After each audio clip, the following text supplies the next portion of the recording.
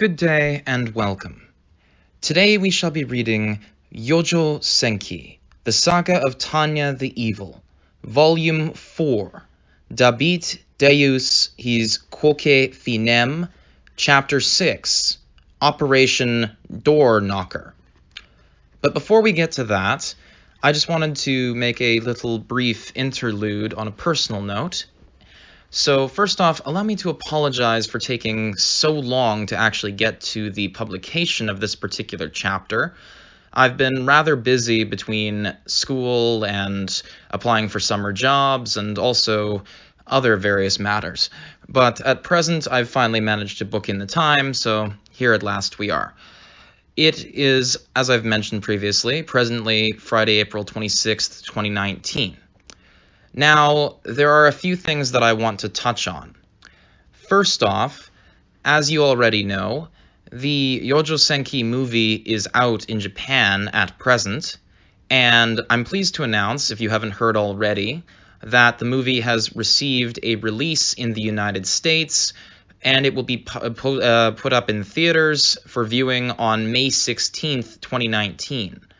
Now, I've already tentatively scheduled a pilgrimage of sorts, and I know I'm saying that sarcastically, to see the film down in the States if my schedule permits. Hopefully nothing crops up, we shall see. I've also heard that a DVD and Blu-ray release, as well as a streaming release, has been announced, although the details of that I don't presently have in front of me. In either case, I will now begin at last. Chapter 6, Operation Door Knocker. We begin here with a quote. "The Federation is a rotting door. Kick it down." A quote from the Imperial Army General Staff. June 25th, Unified Year, 1926. A General Staff recuperation facility on the outskirts of the Imperial capital. A military facility under the jurisdiction of the General Staff on the outskirts of the Imperial capital. In this quiet, quaint, and peaceful corner of the world, Lieutenant Colonel Tanya von Degrichoff is engaged in the desk work she has always dreamed of as rear-line personnel. She is working on the Combat Skills Research Report from the aerial battle in the West they'd been fighting just the other day. The law of this world is for everyone to do what they are suited to, and it is Tanya's fervent wish to perform analysis in the rear. To make that dream come true, she will probably have to rely on her results for all sorts of organizations and keep the focus on them. I'll get those results and obtain my place in the rear. As the first step, I am achieving some things in the Strategic Research Office. Bright-eyed and bushy-tailed, she is spending yet another day sorting out paperwork in the office that has been temporarily assigned to her. I'll reread that paragraph, pardon me. To make that dream come true, she will probably have to rely on her results for all sorts of organizations and keep the focus on them. I'll get those results and obtain my place in the rear. As the first step, I am achieving some things in the Strategic Research Office. Bright-eyed and bushy-tailed, she is spending yet another day sorting out paperwork in the office that she has been temporarily assigned to. From Tanya's perspective, the Empire is currently surrounded on all sides. Apparently, to our beloved Imperial subjects and the great intellects of Supreme High Command, it looks like we are taking one step forward for every step back. But I think the prescriptions on their glasses are off. Tanya strongly recommends swapping out those eyeballs as well, if they can look directly at reality. It is true that the Imperial Army is maintaining the lines in high spirits. But does no one have the good sense to point out that being able to hold the lines is a whole different dimension from being able to win the war? With a sigh, She picks up the mug she had abandoned, and as she drinks the cold coffee, she makes a bitter face. The coffee's all gone downhill, too. Currently, she is at the General Staff Recuperation Facility.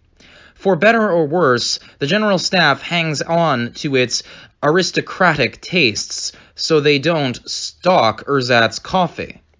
But the imports must have slowed to a trickle. With the Commonwealth Navy and the remnants of the Republican Navy controlling the sea, there probably isn't much that can be done about the matter. But if all we can get are these old, flavorless beans, it says a lot about the caffeine situation in the Empire, which in turn is a reference to their materiel situation as well. The quality of the coffee we've been able to get has decreased year over year since the fighting began.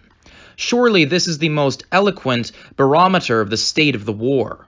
And in reality, year over year, our enemies are only getting stronger.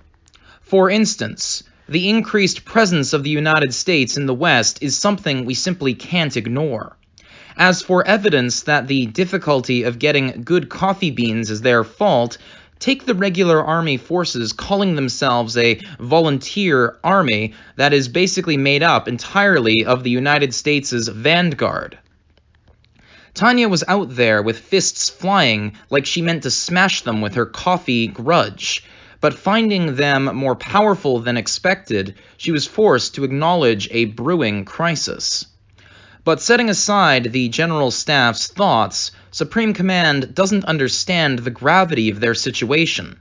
She prepared an official report with all the details and particulars and sent it in marked, quote-unquote, urgent. But the response has been awfully muted. It seems they're underestimating things, and their ignorance makes Tanya want to cradle her head in despair. Being dense can be useful depending on the situation, but in the Empire's current one, it's not so great. If we continue to put up with this as it is, we'll be boiled frogs in no time. Sheesh, Tanya has to grumble. Turning my attention to my personal situation, I'd like to be happy that Tanya's been promoted, but irritatingly enough, it's difficult to wholeheartedly enjoy it. A win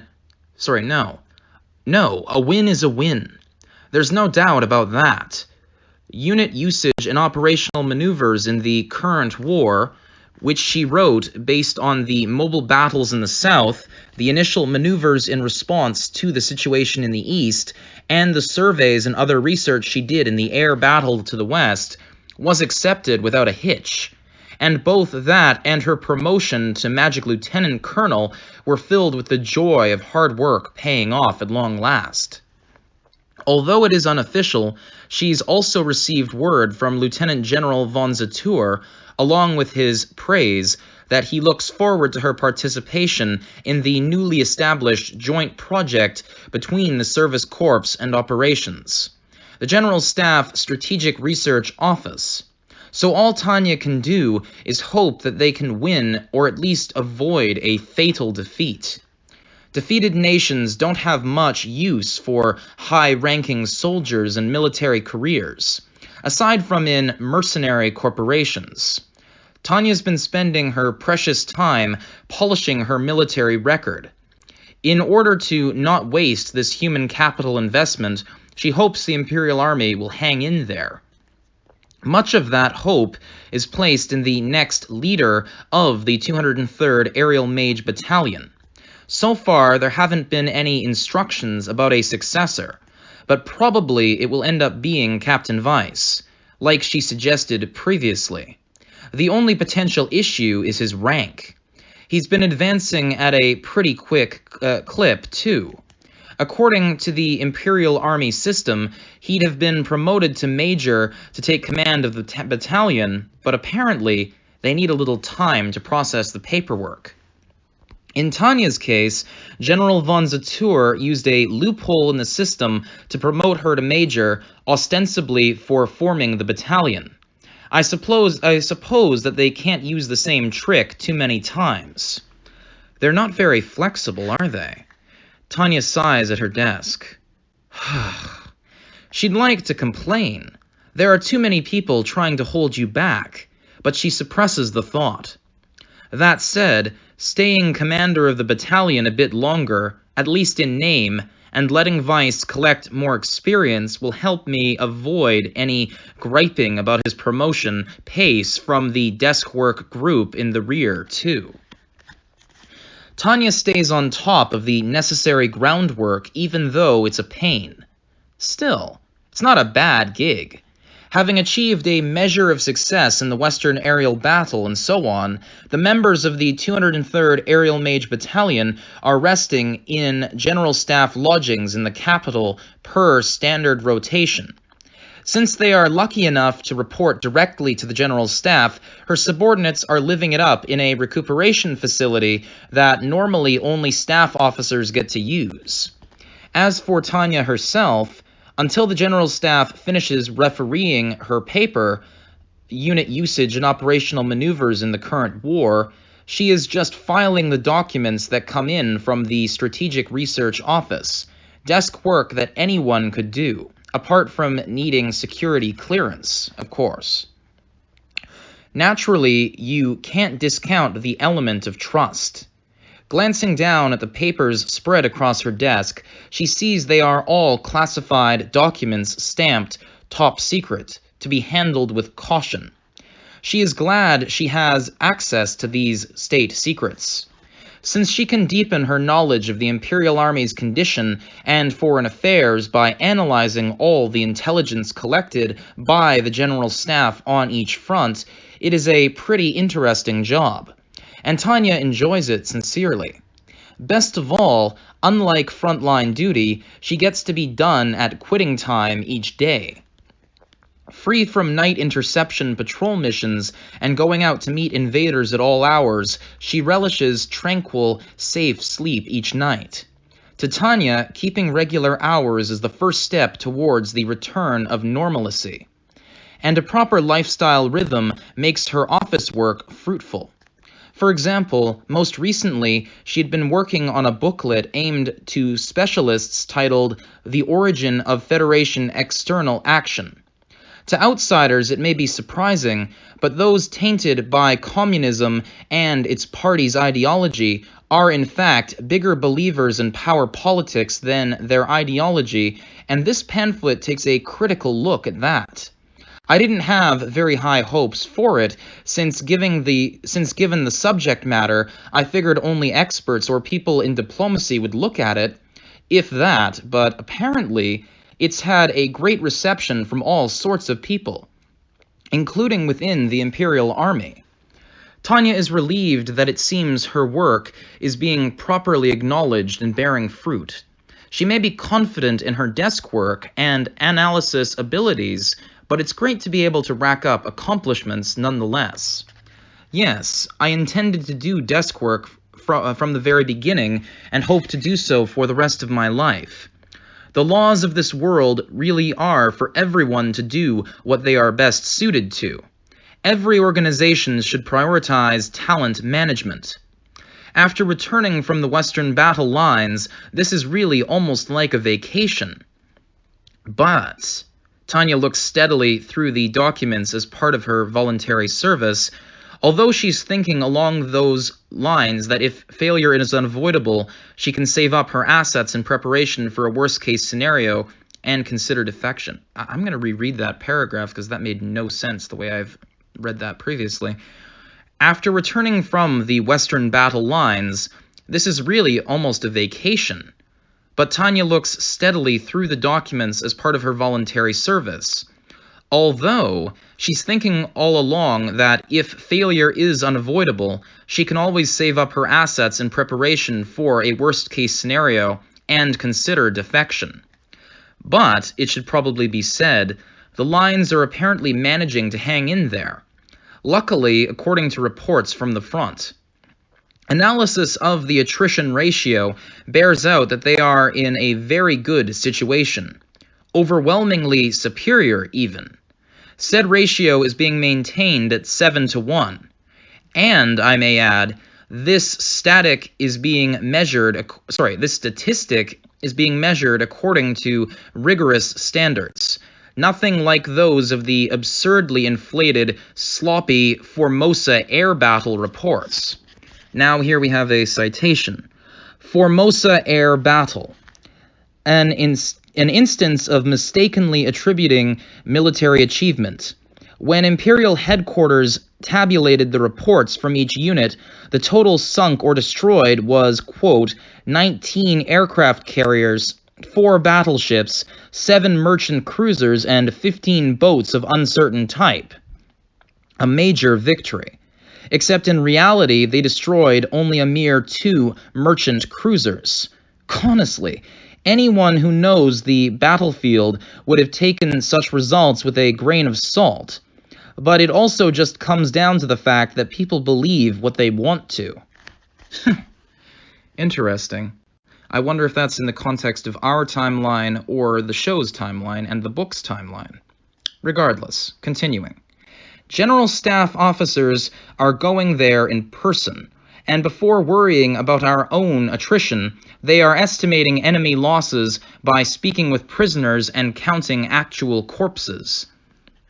Even if soldiers grow on trees in the Federation, this rate of attrition has to be a heavy blow.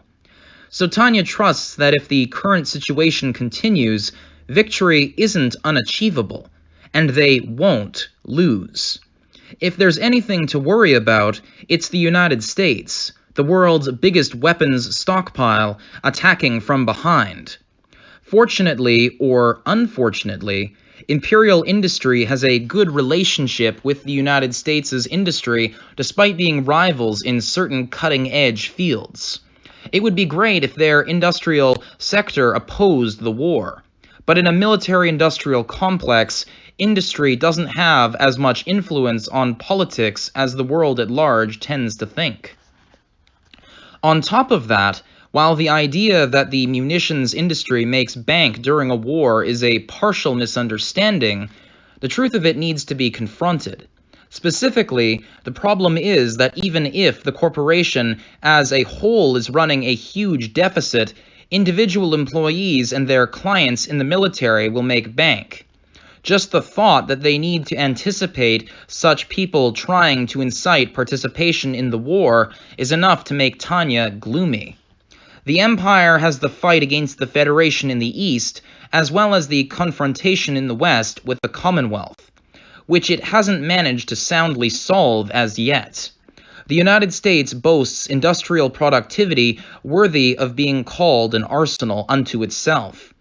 It joining on the enemy's side when the Empire already has 2 fronts open would entail despair and only despair. The Empire's foreign policy task, therefore, is to peacefully soothe the states before its industry shifts into a wartime posture, even if the diplomatic effort takes a lot of kowtowing. I'd like to suggest that we do whatever it takes to appease public opinion there and buy time till it all breaks down. After all, the United States is naturally a democracy. Democratic countries go to war only when they are really angry. In other words, if we make the United States mad, that's it.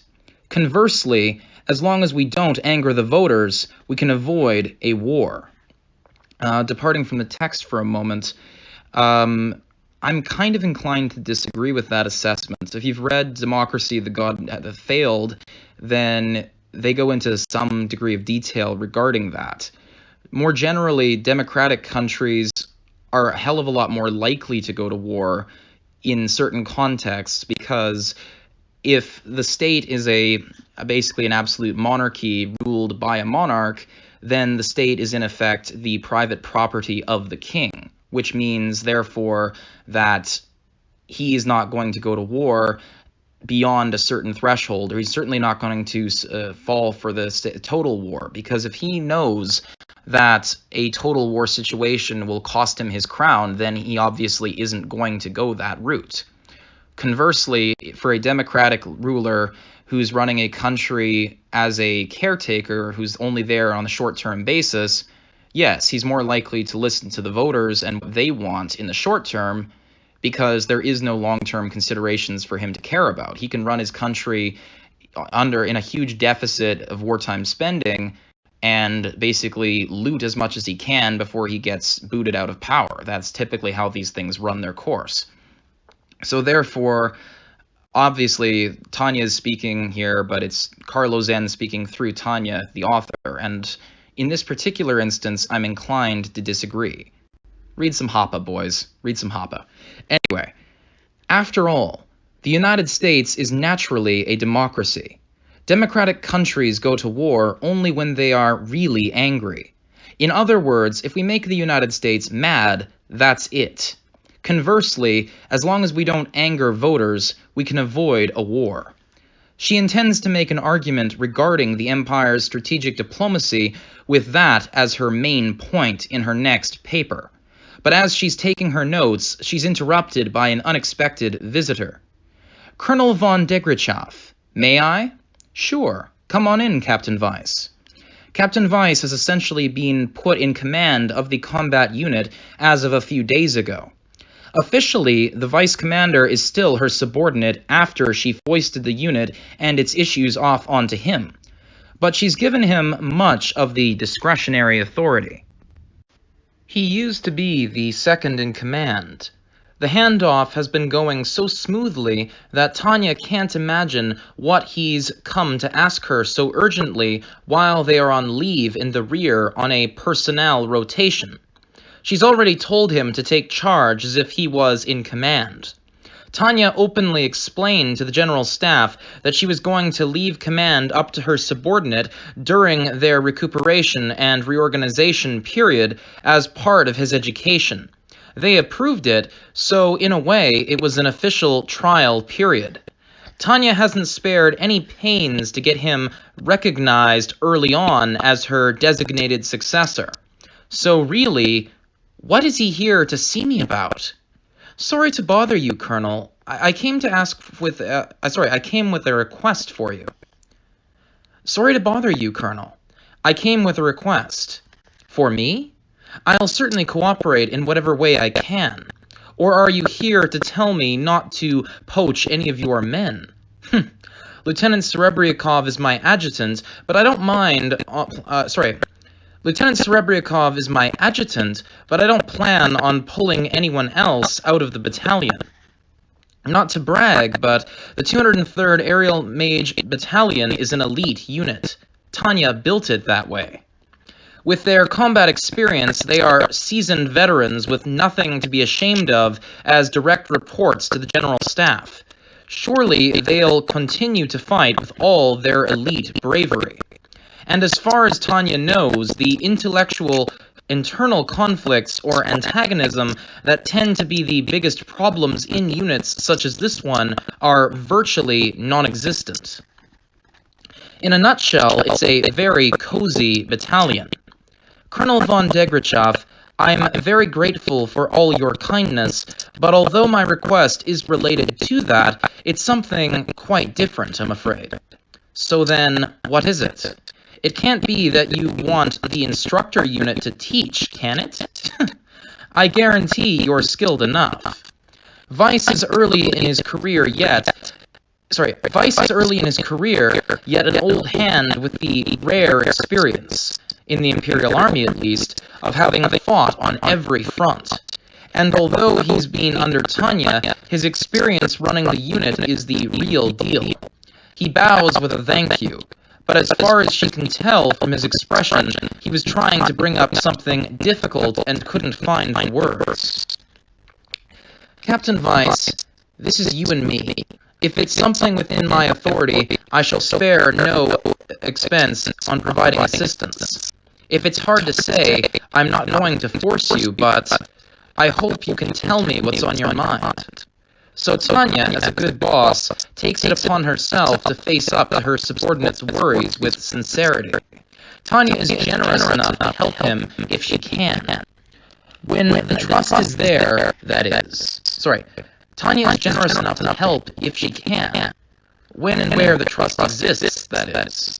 As a boss, there are some subordinates who are worthy and assistance and worth any amount of your time, and some who aren't worth even 1 second. The former are those promising talents like Vice, who think for themselves but still ask for advice and counsel. The latter are the idiots who make calls on their own accord without even reading what's in the handbook. You are too kind, ma'am. You are an outstanding Vice Commander, so out with it. What is it?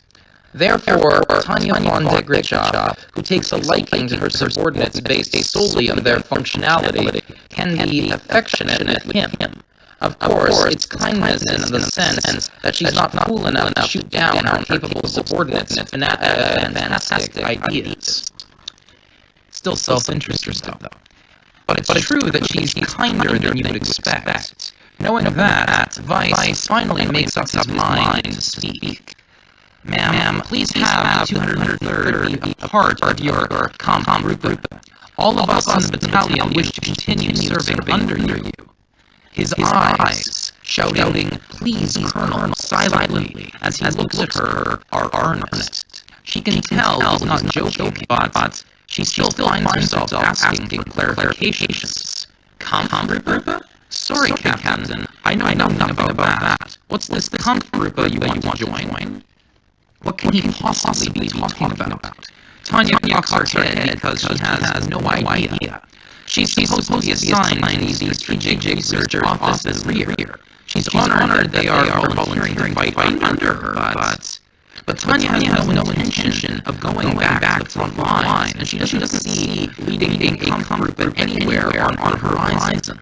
Even if they volunteer, all she can do is say, "Sorry, but I don't understand." Frankly, Tanya's path shouldn't cross the 203rd Aerial Battalion ever again.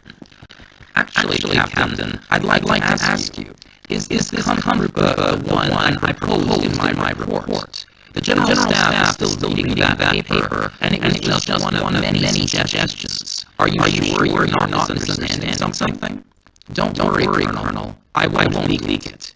Tanya's stance is to thoroughly deny it, but Vice apparently convinced she's being strict about maintaining confidentiality. By the time he is nodding and saying, "I'm a soldier too, no, Colonel. I don't mean to be impertinent, but I can imagine that sort of position that you're in." Tanya is at a loss for words.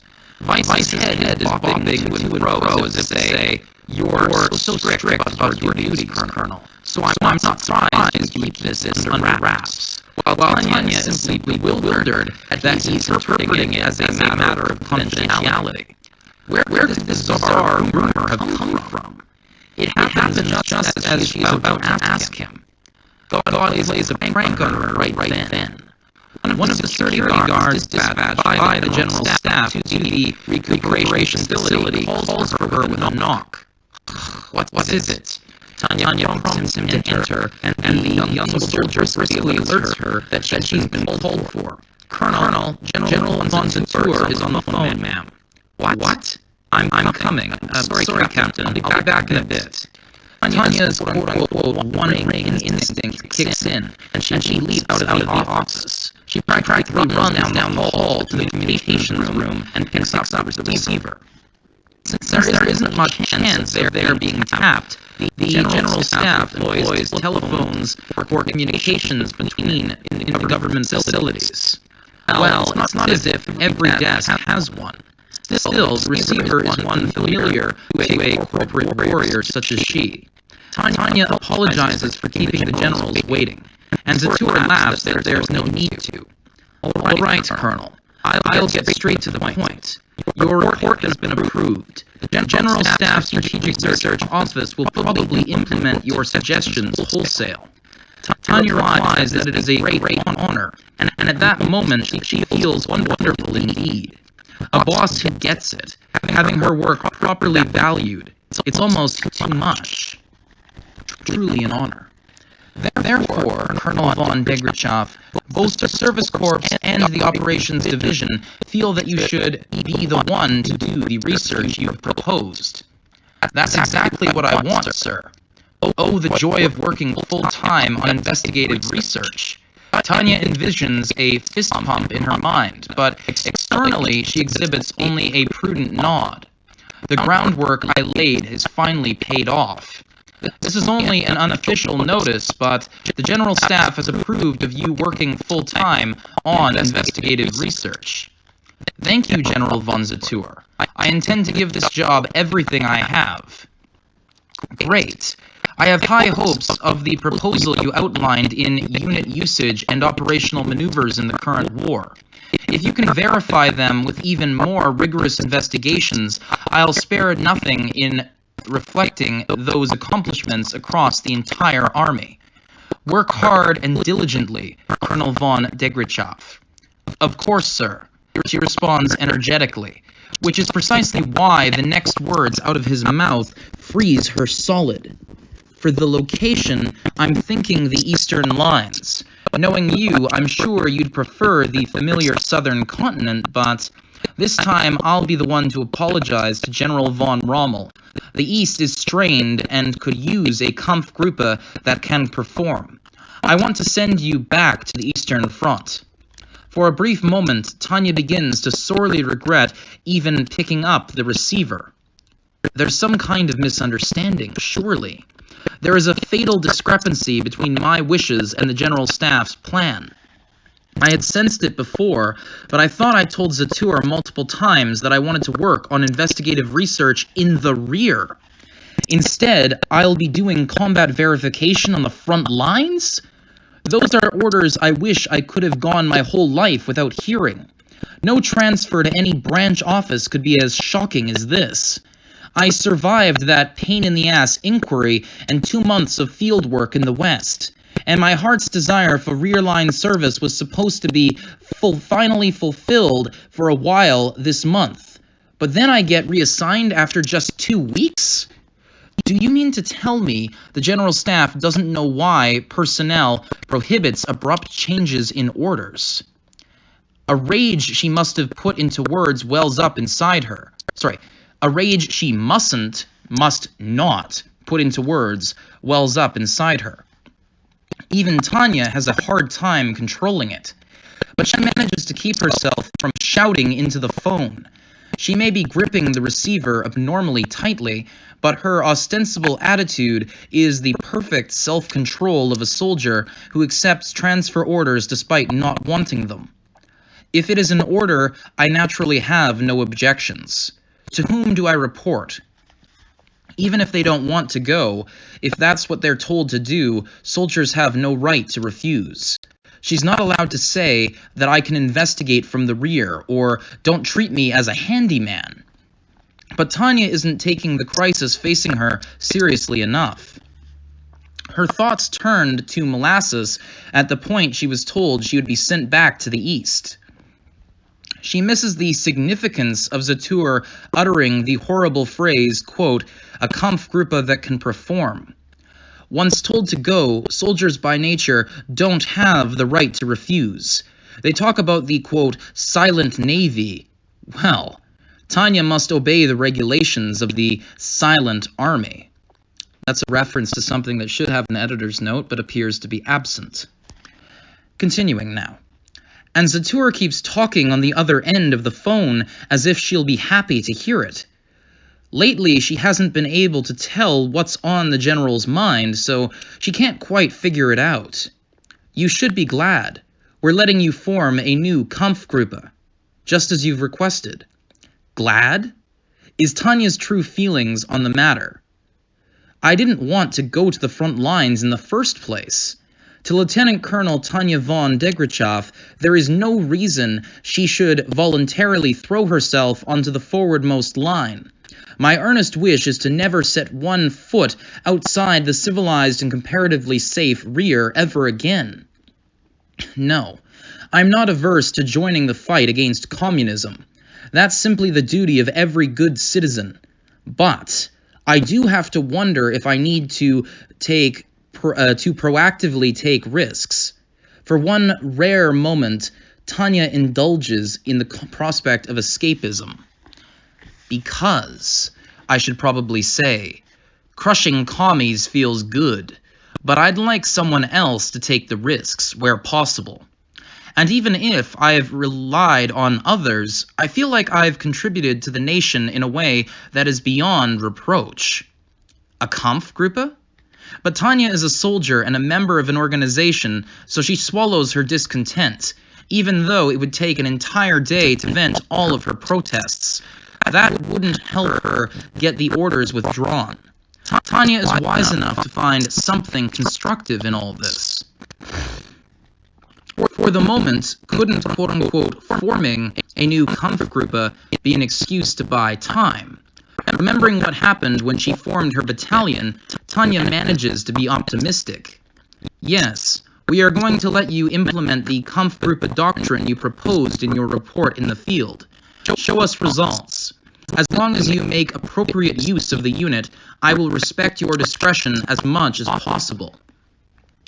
Oh, that's when Tanya finally understands the cause of the discrepancy. Zatur let her play around in the West for 2 months, not because he was going to reassign her to the rear, but to have her lay the groundwork for performing investigative research in combat. And then Tanya proposed that the Empire should form Kampfgruppen in her paper, Unit Usage and Operational Maneuvers in the Current War. It was full of lessons about how effectively forces could be used based on Nazi Germany's World War II precedent for integrated operation. Well, that must have made Lieutenant Generals von Zatur and von Rüdersdorf very happy. What an excellent pair. They must have found the proposal so wonderful they got it into their heads to run an experiment in live combat. Damn you. Damn you both. If this was going to happen, maybe I should have turned in the report later. Whoever said it's no use crying over spilt milk sure knew what they were talking about. Tanya sincerely regrets her relative inattention lately and difficulty reading Zatur's intentions. Next time I want to do better. Ugh. We're making your old crew, the 203rd Aerial Mage Battalion, the key unit. This goes without saying then, but you're not taking them away from you. We're making your old crew, the 203rd Aerial Mage Battalion, the key unit, the spear point. This goes without saying then, but we're not taking them away from you. So no need to worry about that. We are giving you a measure of discretion in personnel choices for the infantry battalion and artillery company as well. I'll send over candidates later on, along with your official orders. Well, I understand what Captain Weiss was talking about now, Tanya thinks, with a look of comprehension on her face as she acknowledges at long last what Zatur is saying. If I have to be stationed on the front lines, then being able to use my group of competent veterans is welcome news. If the higher-ups are being considerate in that way, well, it means I'm receiving some degree of consideration. I suppose I should be grateful. For now, though, I need to figure out how sensible they are. If you don't mind my asking, sir, what's the formation period? How many months do I have? Sorry, Colonel. I'd like to explain, but as per regulations, I can't over the phone. So, I'll be straight with you. I must inform you I can't get you any time, and I can't accept any arguments, objections, or complaints. I hope you understand. Tanya replies that there's nothing she can do if it's confidential, but then freezes upon hearing what Zatur says next. 5 days. Yes, the sound reaching her ears petrifies her, if just for a moment. She can't understand. She doesn't want to understand. So naturally, the urge to try never rises. Huh? I beg your pardon, General von Zatur, but what did you just say? I said, you have 5 days. I'm really leaning on your skill here. From the unit in the capital within 5 days, form the unit in the capital within 5 days and be in the Eastern Military District within 5 more. Then we get the Kampfgruppen on the front. When we get the Kampfgruppen on the front will depend on the conditions of the lines, but we're planning on somewhere between 3 weeks from now at the latest. Sorry, I'm going to reread this entire paragraph. Christ. Tanya replies that there's nothing she can do if it's confidential, but then freezes upon hearing what Sator says next. 5 days.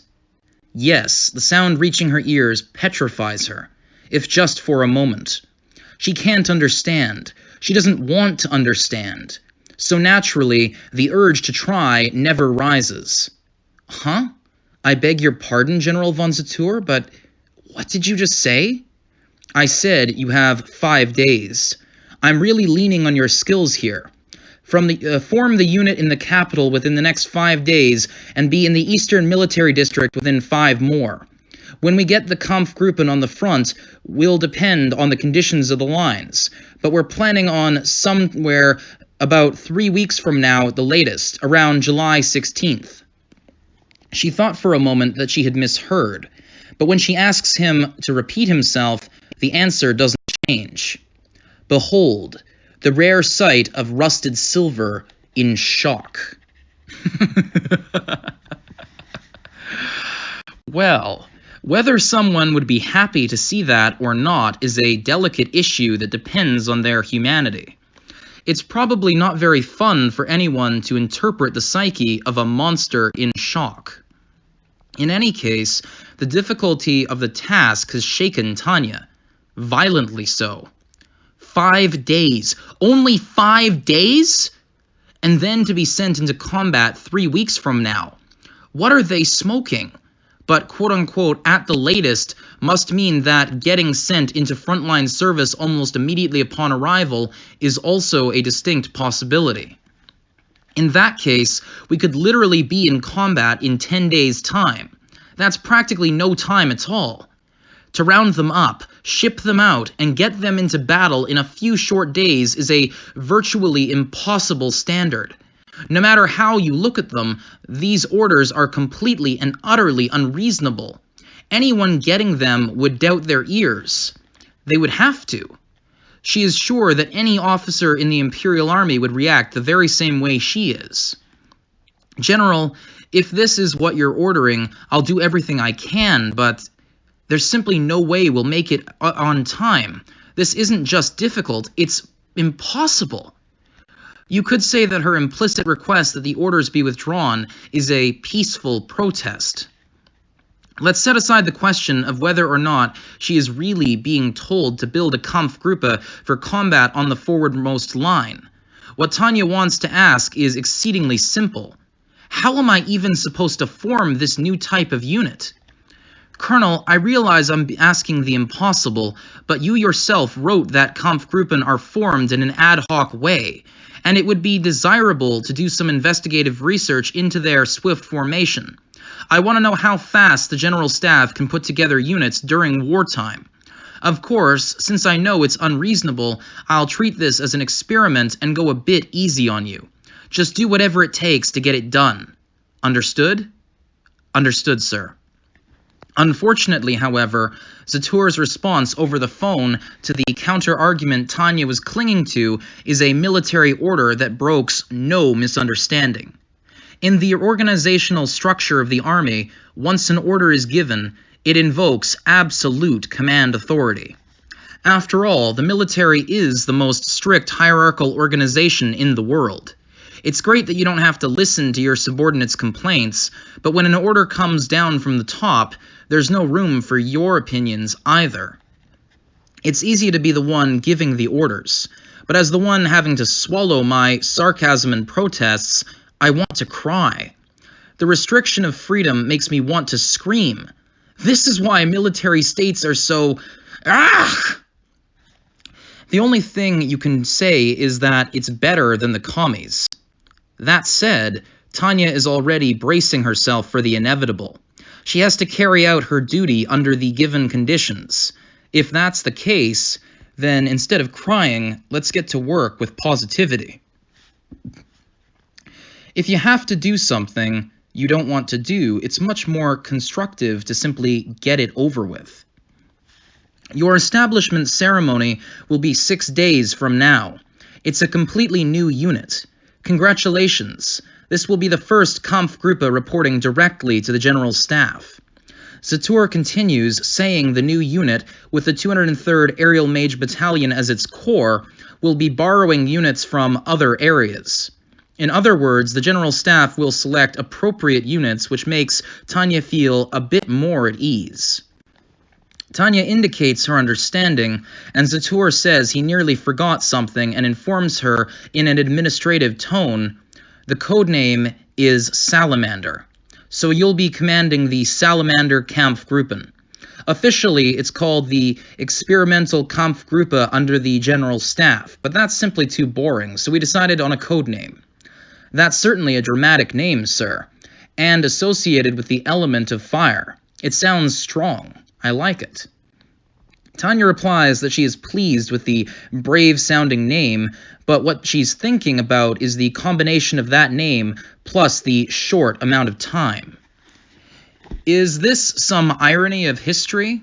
For some reason, the words "people's fighter plane" come to mind. Okay, that's a reference to something, again, which should have a editor's note of there.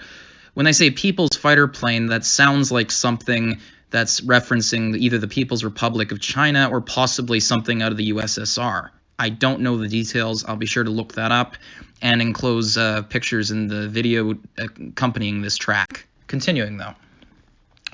Is this some dramatic irony of history? For some reason, the words "People's Fighter Plane" come to mind. And the bad feeling she has turns out to be right on the money. Exactly. I trust you, but we really do need some results. Your troops are the only veterans. Everyone else is newbies with a little bit thicker skin. Make it happen. She doesn't even have time to "yes, sir" before he hangs up. Having apparently said everything he wanted to say, Zatur just hangs up. Fuck, I said that twice. She doesn't even have time to "yes, sir." Having apparently said everything he wanted to say, Zatur just hangs up. For a moment, Tanya stands there holding the receiver in shock, wishing she could despair, but instead employs her iron will and spirit to confirm what she needs to do. If there's no time, she needs to start now, immediately, which means she doesn't have a moment to spare. She hurries back to her office where her former subordinate is waiting and decides to put on a devilish smile. Good news, Captain Weiss.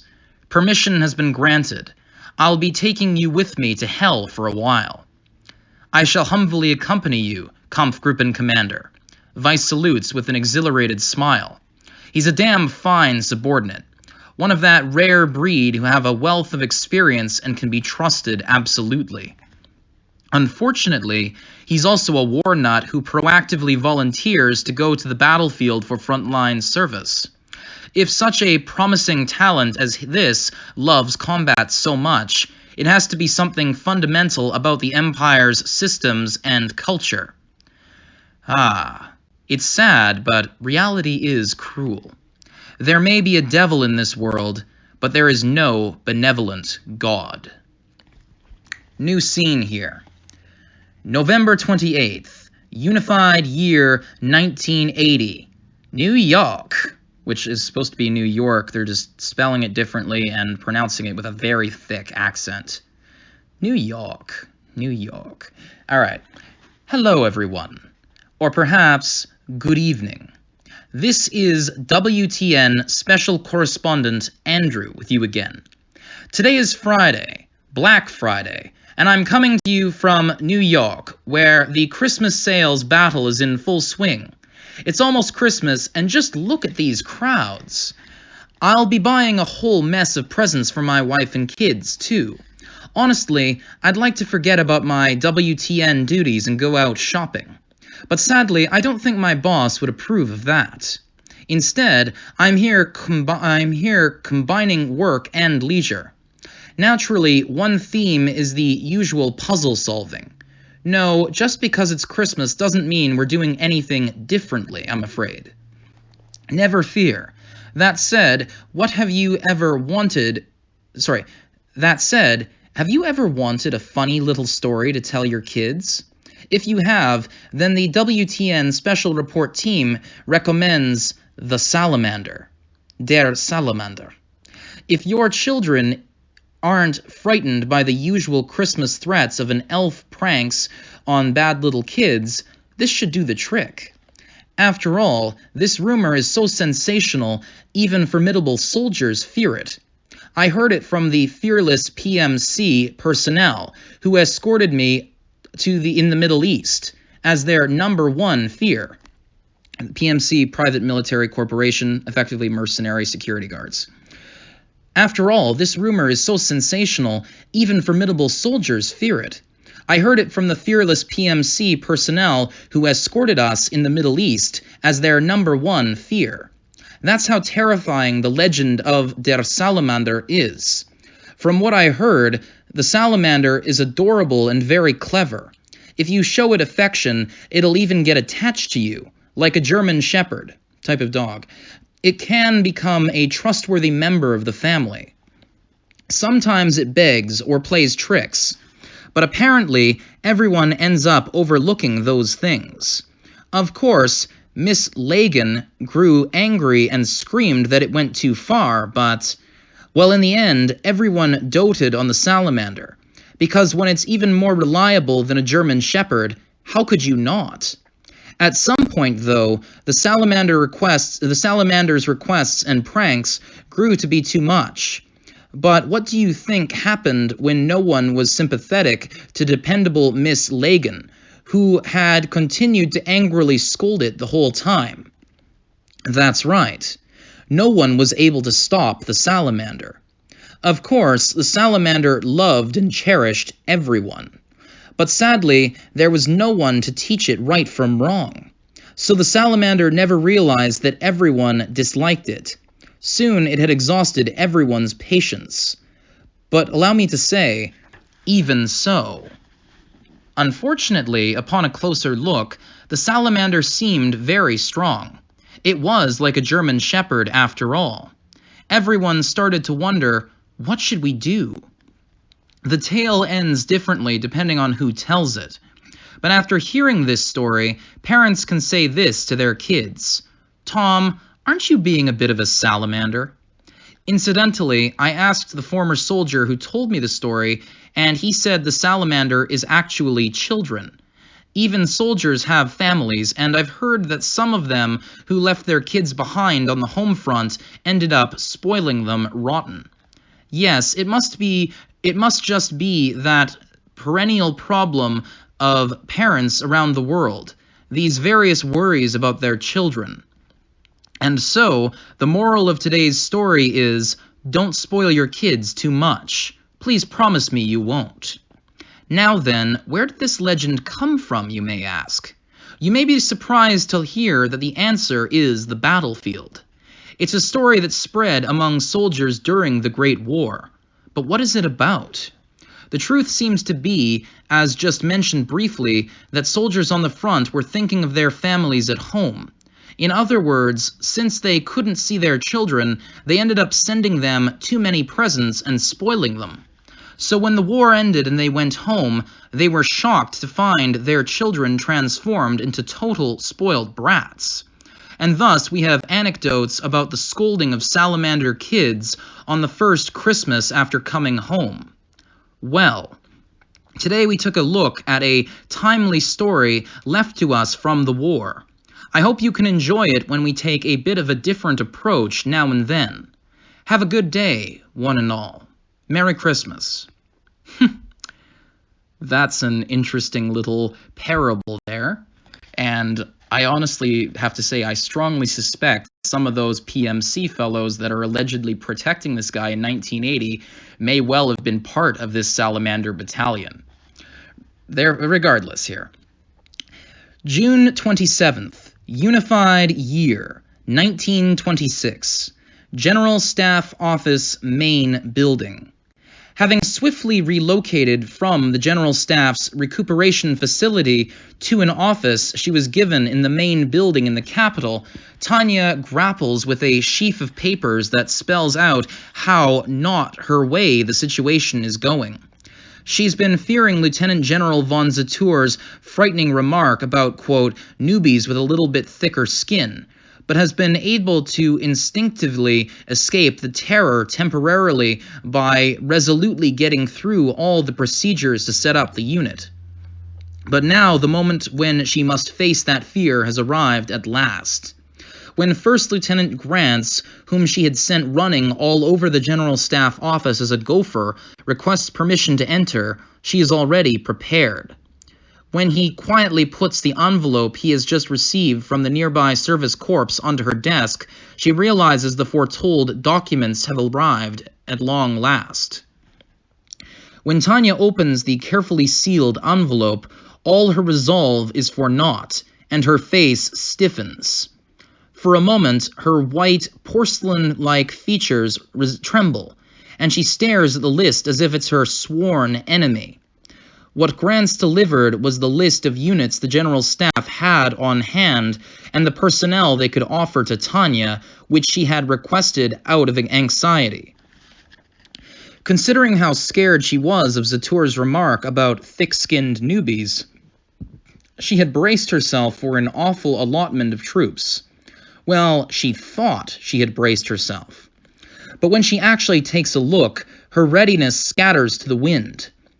Of all the things they could have given us, we get a newly formed 2nd Reserve Infantry Battalion with no combat experience and a company of replaced artillery. Of all the things they could have given us, we get a newly formed 2nd Reserve Infantry Battalion with no combat experience and a company of replacement artillery? She murmurs in a shaking voice, "Am I misreading this?" She stared down at the document, but the letter she sees doesn't change. She's just barely able to control herself because Grants is still standing by, but if she had her way, she would have ripped the list to shreds and hurled it into the wastepaper basket. We compromised on an armored unit. We compromised, but this is the newbie infantry battalion they give me nonetheless? As far as she was told, the plan was to give the Salamander Kampfgruppe, along with the 203rd Aerial Mage Battalion as its key unit, a unit of infantry that could handle field engineer missions, plus a company of supporting artillery. And despite being newly formed, they would be allotted an armored company. Apparently, she has no choice in this matter. But it's pretty awful to be getting a newly formed pile of amateurs. As someone about to be flung into the Far East, notorious as a fierce fighting ground, she would like to protest. Even Grants and the others she'd taken care of on the Rhine were trained before getting thrown into the fray. But these guys nowadays are drilled so quickly, quote-unquote forced culturing still seems too mild a metaphor. This is no joke. She has an opinion or two, but having been told the war is bearing down on them, she has no choice but to accept things as they are. That's why she at least wanted decent infantry, but from the document, it seems like that's out of the question. Still, everything has its limits, including how much one can tolerate. The list in her hands is so awful that Tanya's graceful features warp as if she's been suddenly struck with a headache. This isn't funny. Infantry and artillery we can't even use for war? I'm not even sure we could use them as shields, for Christ's sake. Have the General Staff officers... This isn't fucking funny. Infantry and artillery we can't even use for war? I'm not even sure we could use them as human shields. Have the General Staff officers mistaken me for some kind of recycling factory? What kind of bullshit is this? Grant stands stiffly at attention next to her as she explodes, and his face twitches. Well, it's no wonder. That's just how bad things are. It's unclear whether this new unit will be of any use. On top of that, its core firepower, the replacement artillery, has ridiculously outdated guns. They probably scraped the bottom of the barrel for these guys. Well, it's better than a completely new unit, granted, but I'm still anxious about their gear and ability. Having thought that far ahead, she can't find any point in thinking further. She judges that anything more would just be griping. I I thought bankers were the ones who had to do legwork, she mutters to herself as she stands up. But since she has no choice, she sets off to tough out the legwork of consulting with the general staff about personnel. I never thought I'd have to do this sort of thing in the army. She laments internally as she, accompanied by stiff-faced Grants, makes a raid on the general staff equipment section. She grabs a group leader, Class Major, who happens to be there and, while reproaching him for his easygoing work style, protests with a calm demeanor even as her resolve is unyielding.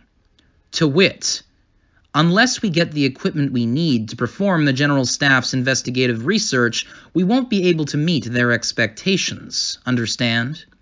Of course, not even Tanya wants to pick fights with staff in the rear. So though she protests, she keeps strict control of herself and doesn't deviate from proper etiquette and decorum. At least, not until the group leader says something he shouldn't have. You can say what you like, Colonel, but it's not as if we don't understand the hardship of the front. We always take great pains with our work, so I wish you would appreciate that. We do the best we can to issue equipment according to the quality of the troops. The moment the Major spouts that nonsense, relaxing on a sofa, drinking real coffee, Grants, who is standing next to Tanya when she breathes an "oh," unconsciously takes a step back. Tanya, when she breathes an "oh," unconsciously takes a step back. Later, he would whisper to the others that she had lost her temper. What a terrific joke I've just heard. It's a bureaucrat's reply, and not from an exhausted bureaucrat, but an officer from the rear brimming with energy. Tanya has a smile plastered on her face as a formality, but her tolerance has reached its boiling point. Casting off any semblance of politeness, it says politesse, I suppose they mean politeness, but it's spelt differently. Casting off any semblance of politeness, her face goes expressionless, and she takes a step closer as she opens her mouth in a murderous rage. A battalion with no veterans. If you're saying that's the best you can do, it would make more sense to replace you with a fucking cat. Most of the personnel on the list are either reserves or brand new recruits. The veterans who should be the key members pretty much all fall on the lowest level of the Army's evaluation scale.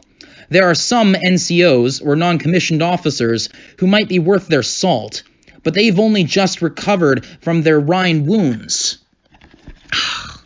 Considering their decline in physical strength and how long they've been out of it, she's pretty sure that she's pretty much at her wit's end.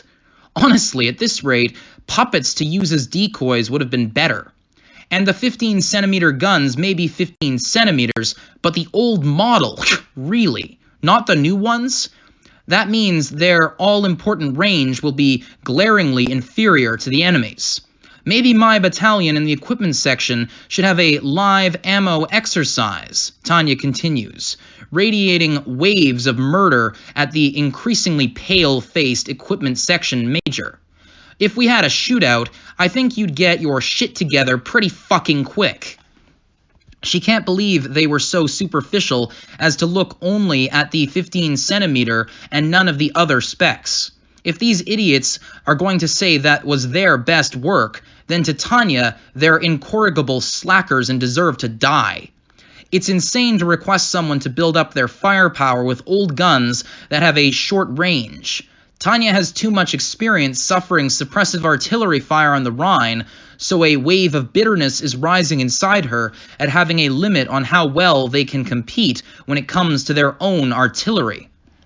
Which is why, when they try to force this on her, listen, Major, it's a bit hard to take that from the numbskull hanging my unit and me out to dry with inferior equipment when he's lounging like that. Sorry, I'm going to reread this.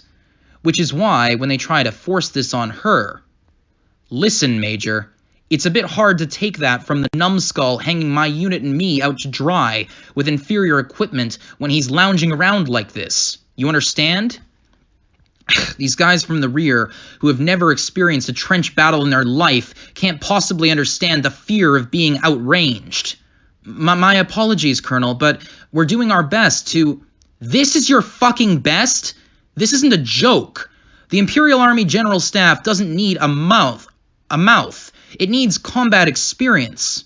The armored unit is a bit better, but Mark 4Ds, on top of that not packing much punch, those have weak armor to boot. Terribly sorry about that. I'm going to reread that section. Which is why, when they try to force this on her...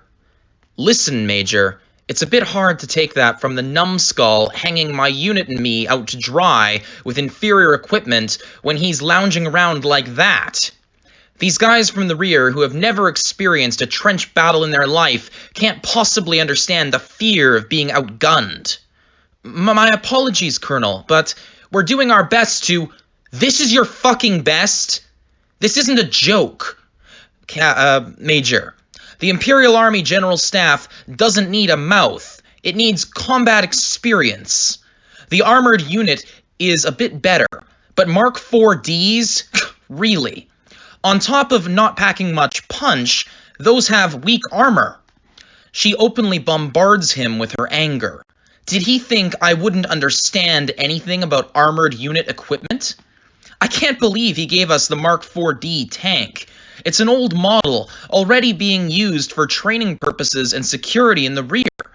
Maybe if we were an instructor unit or a security squad doing occupation duty, but for a unit that will be worked to the bone out front on the pretext of investigative research, this is intolerable. Tanya is getting posted to the forwardmost line, not occupied territory. Maybe partisans won't bring out anti-tank guns and heavy artillery, but on the main lines, the enemy's big guns, air forces, and mages come out saying, "What can your armored troops do against us?" Don't you have extra Gs like the ones they're using on the southern continent? If we don't at least get the current G models, we won't be able to do shit on the front lines.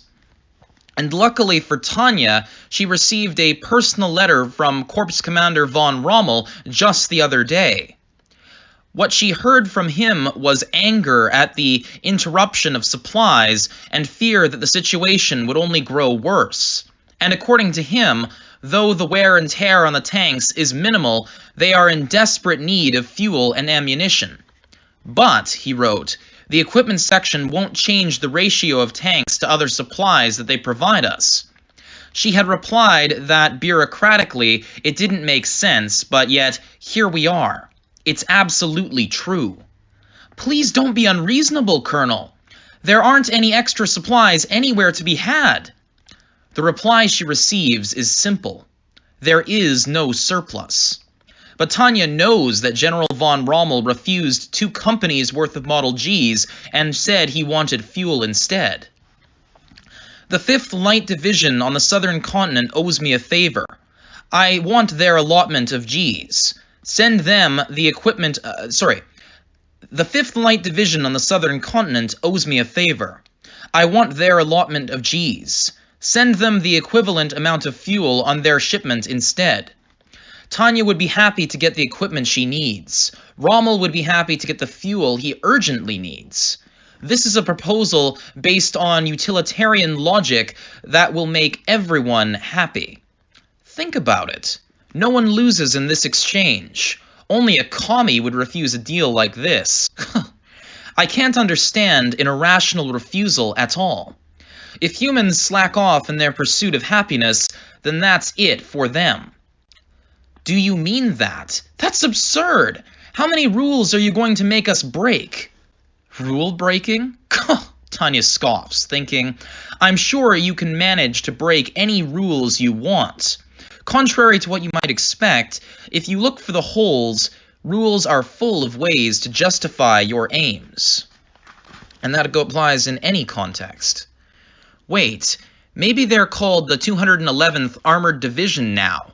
In either case, you should be able to give us the tanks on your discretionary authority. I will explain to General von Rommel personally. If you can, then "Please do," he said sarcastically. "Who will be responsible for this?" That is the look on the Major's face as those words slip out of his mouth. What a careless idiot. Tanya smirks, seizing on his commitment. Oh? Then it's decided then. I can't believe he couldn't even manage an equivocal reply. With a splendid grin, Tanya produces from her breast pocket a letter she had only just received from General von Rommel. "Excuse me, Colonel, but what's this?" "It's a personal letter, but that's fine. I'll let you read it. So give me what you're supposed to." "Huh?" Tanya thrusts the letter from the dear Army Corps commander she had just said she would explain things to under the dazed numbskull's nose. When she'd received it the other day, she never dreamed she would use it in this context. Like this. The connections you have can be handy in the most unexpected of ways. Tanya reflects on how human society is ultimately about those connections, thankful for the one she has with General von Rommel. And since the Major doesn't seem to grasp the situation, Tanya is kind enough to read the letter aloud to him. "I'll tell you what General von Rommel said. Quote, if they won't make it here anyhow, I'd rather you use them. By the way, I propose allotting him some ammunition and fuel." Then she hits the stiffened Major with her trump card. Deputy Director of the Service Corps, General von Zatour, has approved of this idea. But if you have a reason to reject it, I'd like to hear it and pass the word on to him. Being a little pushy is fine. That's what happens when you do what it takes. Tanya brandishes the draft to which Lieutenant General von Zatour gave his tacit approval, and she can see from the equipment section's group leader's frozen expression that he's finally beginning to understand the situation. "Okay, let me confirm with you, Major. I'd really appreciate it if you'd understand and respect my request. If a request for a loan of firepower from the commander of a Kampfgruppe who reports directly to the General Staff with the support of the Service Corps's boss already agreed to by the Army Corps commander... It is a request for a loan of firepower from the commander of a Kampfgruppe who reports directly to the General Staff with support of the Service Corps's boss already agreed to by the Army Corps commander.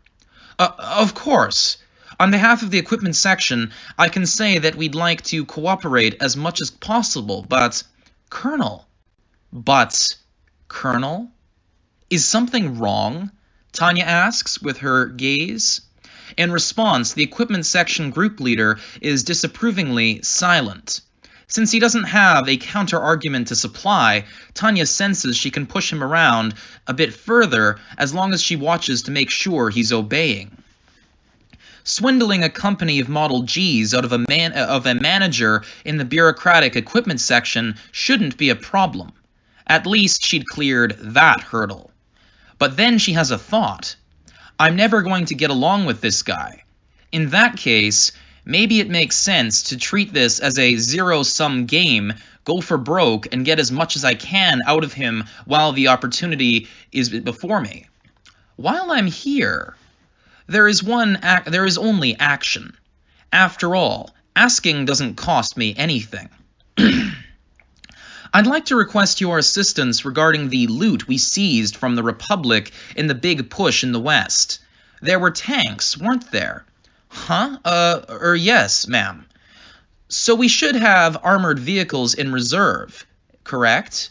I'd like those, too, since they are just stolen goods anyhow. It's not like the army will use them officially, so it should be possible. You'll have to excuse me, Colonel von Degrichoff, but you already have infantry and an armored unit. I can't just give you additional armored vehicles. Unfortunately for the Major insisting that he can't break the rules, Tanya is versed in all their details. The guy's declaring it can't be done with the bravado of one who just cut off a demon's head. I feel bad for him, really. I'd like you to fix the self-propelled guns. Regulations state that weapons can be repaired on the spot with the commander's authorization. The armored vehicles aren't for the infantry, but to improve the outdated guns we already have. So could you please promptly provide the fuel and vehicles for us? Oh my gosh, she's literally getting like, it's like those Toyota truck vehicles you see in conflicts in the Middle East, including like Syria and Western Iraq. Oh boy, the Toyota truck cannons. We now have, I guess, French flatbed trucks mounted with outdated guns. Great. This is going to be beautiful. The armored vehicles aren't for the infantry, but to improve the outdated guns we already have. So could you please promptly provide the requisite fuel and vehicles for us? Yes, demanding to replace the old guns with new ones is impossible, but efforts to improve and upgrade them are within the authority of the commander. Fixing guns to the armored vehicles seized from the Republic to make self-propelled guns surely counts as improvement. These vehicles are being stored because there is no use for them anyhow. So unless the General Staff has some logical reason to reject her proposal, it should be approved. In that case, they'll run on fuel, so she'll need an additional allotment of supplies, too. This much may be a gamble, but the SD oil fields are in the east, so Tanya expects she'll be able to borrow some from the Eastern Army Group. In a defensive battle, she'll be able to feed her vehicles a glut of as much freshly pumped oil as she wants. On that point, unlike the guys on the southern continent, she won't have to worry about fuel. Yeah, the more I think about it, the more sense it makes. Please, don't be ridiculous, Colonel. Fine. I won't ask you to make the improvements. We'll do them ourselves. So please get the armored vehicles out of the warehouse for us. Yeah? Perhaps it is a bit much to ask the equipment section to perform the quote-unquote repairs, she realizes. If she told them that their job was management and not refurbishment, well, that may be true.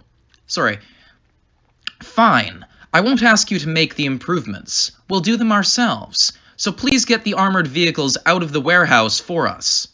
Perhaps it's a bit much to ask the equipment section to perform the quote-unquote repairs, she realizes. If she was told that their job was management and not refurbishment, well, that may well be true. She sees the logic of the argument, so preemptively backs down. I guess I'll have to bug the technical arsenal to do a rush job for us, Tanya decides. Luckily for her, she has tons of acquaintances and business contacts she can't unmake back there. She could tap Shugel even. He may have that awful habit of praising God, but his skills are legitimate. And if she insists to her connections in the instructor unit that it's self-propelled gun equipment, she can expect them to cover the costs of the improvements too. So she extends a hand and urges the major to give up the goods. But that's crazy. No, I insist on taking them. With all due respect, Colonel, it's just, for some reason, this guy doesn't seem to get it.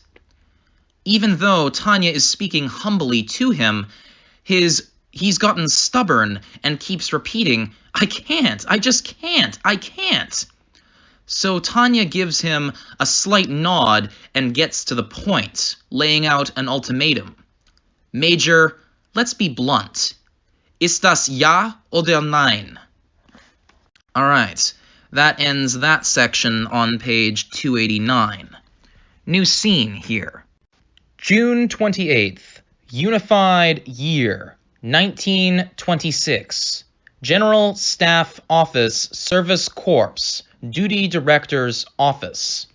It was common to find subordinates coming in with a petition immediately after orders were issued. Any officer working in the General Staff undoubtedly had experienced a subordinate come crying to them that they didn't have enough troops. But this time, even Lieutenant General von Zatour couldn't understand his visitor's request. More accurately, perhaps you could say that though he understood the request itself, it was practically the most brazen one he had ever received, one that defied comprehension. "I want a replacement mage company?" he murmured, utterly stunned. As long as his eyes weren't malfunctioning, no matter how he read it, the form was a request for a whole new mage company.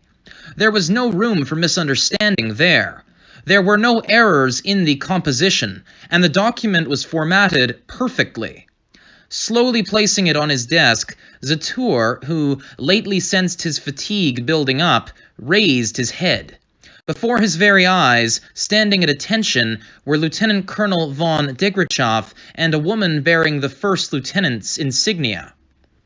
Colonel von Degrachov brought the other one with her, so she must be... Ah, yes, her adjutant, Lieutenant Serebriakov, of course. "Is this a joke, Colonel von Degrachov?" Without even thinking, he replied that he couldn't grasp her intentions. After all, the Salamander Kampfgruppe was being formed with the 203rd Aerial Mage Battalion as its key unit. "I beg your pardon, General von Zatur, but this is no joke.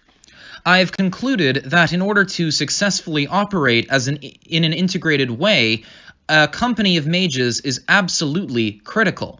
Or I should say, an additional company. Colonel, you already have an augmented battalion. To put it another way, don't you already own a weapon of unparalleled strength?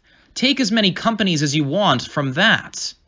With that augmented battalion alone, the Kampfgruppe had the strength of a regiment's or brigade's worth of mages. Despite it being a newly formed unit, they were giving her a battalion of infantry and a company each of...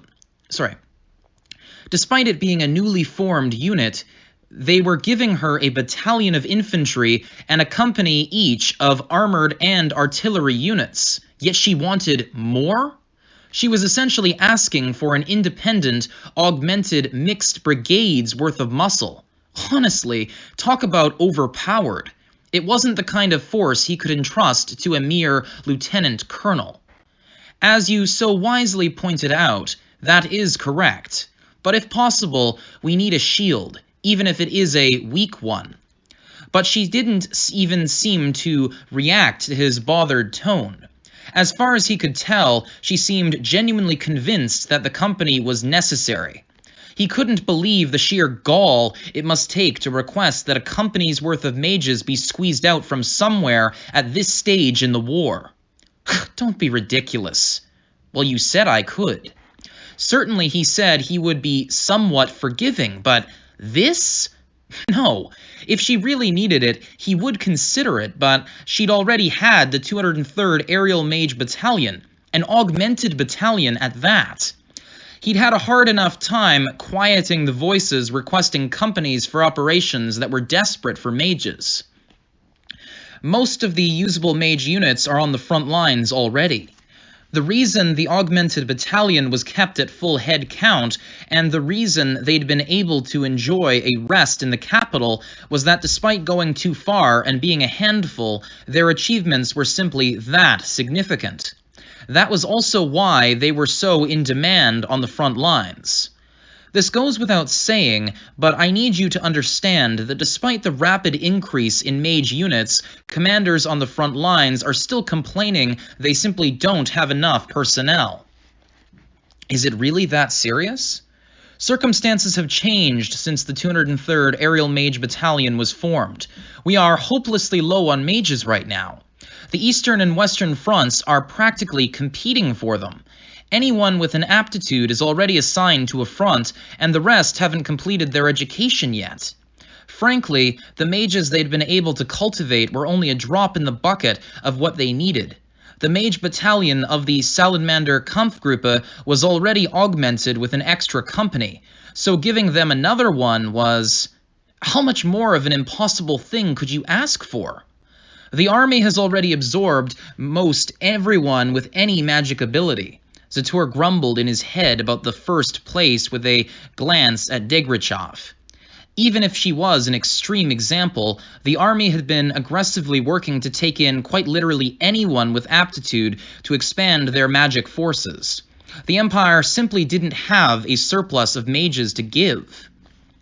Perhaps other countries had the option to conscript groups of talent that were yet untapped, but the Empire had already done that, so it was suffering a shortage of personnel as a consequence. Well, maybe there were some undiscovered talents in the next generation, but it would take time for them to grow up. Degrichov before him, with her poker face, was certainly an exception. Somehow, he didn't think there could be that many damaged kids in the Empire like this young teen back from the battlefield. And actually, regardless of how he felt about it as a soldier, personally, the idea of interacting with them was terrifying. But General, I need them. Explain why in a bit more detail, if you please. General, it's the relationship between the hammer and the anvil. I can't swing the hammer of the 203rd Aerial Mage Battalion if the anvil holding the target is weak. Plus, the battalion has been trained for and is used to operating as 4 companies put together. Please think about it. Ah, Zatur at last understood what Degrichov was trying to say. She wanted to strengthen her hammer, the 203rd Aerial Mage Battalion. It could still be termed a selfish request, but the battalion probably was trained to work together in 4 companies as she claimed. Indeed, it was exactly as she said. I understand that, but hold on now. It's not that I don't have any ideas, it's just... Yes, General? There were some mages who weren't called up because the army wasn't sure if they were usable. They had also turned up the heat to raise a few out of season. If they scrounged those together, they could form a company. Even if it was impossible to get their hands on those, there were other mage candidates who hadn't quite made the cut. They could probably manage to scrounge up a company out of those. If that was all, then pulling from that group wouldn't be impossible. Sorry, but these are less like soldiers and more like little chicks. I'm telling you, they're barely half out of their shell. I could give them to you, but wouldn't they just be in your way? This time, I won't ask for anything fancy. As long as they're mages, I'll take them. But apparently, she would use whatever she could. She was both an advocate for and manifestation of that philosophy. Before she had lived even 10 years, she had leaped into the army and was spending her life on the battlefield, nonchalantly. Perhaps no one had the luxury of the right to be sane in this crazy world.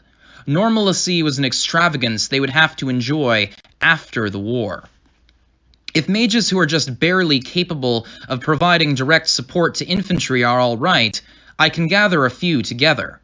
That's fine. By all means, sir. They were new recruits who hadn't even completed their mage training. Never mind become capable of fighting in maneuver battles.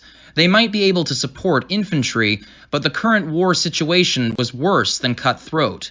They would probably be used only in limited defensive battles, and fall not long into those. They would be such a crude unit that the acceptable attrition rate would have to be raised. But they really are green. They haven't even completed their training. The instructors said they were utterly useless. Really, we were planning on using them as infantry, but if that doesn't bother you, you can have them. Normally, the training period was 6 months, but they had gone through only half of that. They were infantry who, unable to keep up with the intense training, didn't quite make it to mage level. Of course, the instructors had crammed what knowledge they could into them, but they'd only scratched the surface of formulas and mage-specific training. The evaluation was that they might be good for catching bullets, if only that. Do they have firing squad experience? They should. Then that's fine. I have no problems as long as they can kill the enemy. I'll re-educate them in the field as we go. But Degrichov was unfazed and inquired about their experience with killing people. It was proof that she really was the singular anomaly known as Degrichov. She saw people as products, and she was asking if they had been tested. That was the nuance of her statement. Could such a completely utilitarian view of the human race ever be taught? Certainly the Army is an organization that pays attention to individual functions. Substitutability and cost consciousness are two factors hounding everyone. But can you really judge a human being by those criteria alone? All right then, I'll make the arrangements right away. So, if there's anything else, you can tell me now. Thank you, but I think I need to confirm the condition of the infantry unit the Salamander Kampfgruppe is getting before that. I'm grateful for your kindness, sir. And he got a polite word of gratitude in reply. A salute that exhibited the model attitude of an officer... And he got a polite word of gratitude in reply. A salute that exhibited the model attitude an officer should have. Again, falling back to role theory here. Interesting. That innocent face and her straight back made her look something like a surreal doll. Doesn't anyone think this is strange? When an officer learns their superior is back from an inspection in a violent rage, all they can do is pray the storm doesn't hit them. So we've gotten to a transition here to a different scene, but they just do it as a jump cut. They don't actually tell us that we've changed sections. It's just a slight formatting difference to denote it. All right, so new scene here then. When an officer learns their superior is back from an inspection in a violent rage, all they can do is pray the storm doesn't hit them. That day, the officers of the Empire's most experienced and much decorated unit, the 203rd Aerial Mage Battalion, received terrifying word from First Lieutenant Serebriakov that the one superior they feared was in a mood like a hurricane. What fool played with fire on top of a powder magazine? It was with this lament that the officers of the battalion, in an effort to avoid setting off even the slightest spark, soberly went about finishing a thorough, perfectly synchronized inspection of their gear. Having prepared for the worst, they could rest easy knowing there were no flaws the murderous Lieutenant Colonel von Degrichoff could reprimand them for when she came crashing into their temporary garrison. They mentally applauded Serebriakov for slickly sending word on ahead. Colonel von Degrichoff usually saluted mechanically with an expressionless face. So if she was overtly displaying her emotions, something serious must surely be going on. Degrichoff's wrath. Those with good intuition escaped to training, as if unable to fathom being anywhere nearby. First Lieutenant Grants and his company came up with the idea of a long-range, low-altitude, decentralized raid exercise. It was a strenuous flight that involved concealing themselves and suppressing their mana signals to the greatest extent possible. Normally, even members of the 203rd Aerial Mage Battalion would balk at such difficult training. But that day, strangely, it was hugely popular.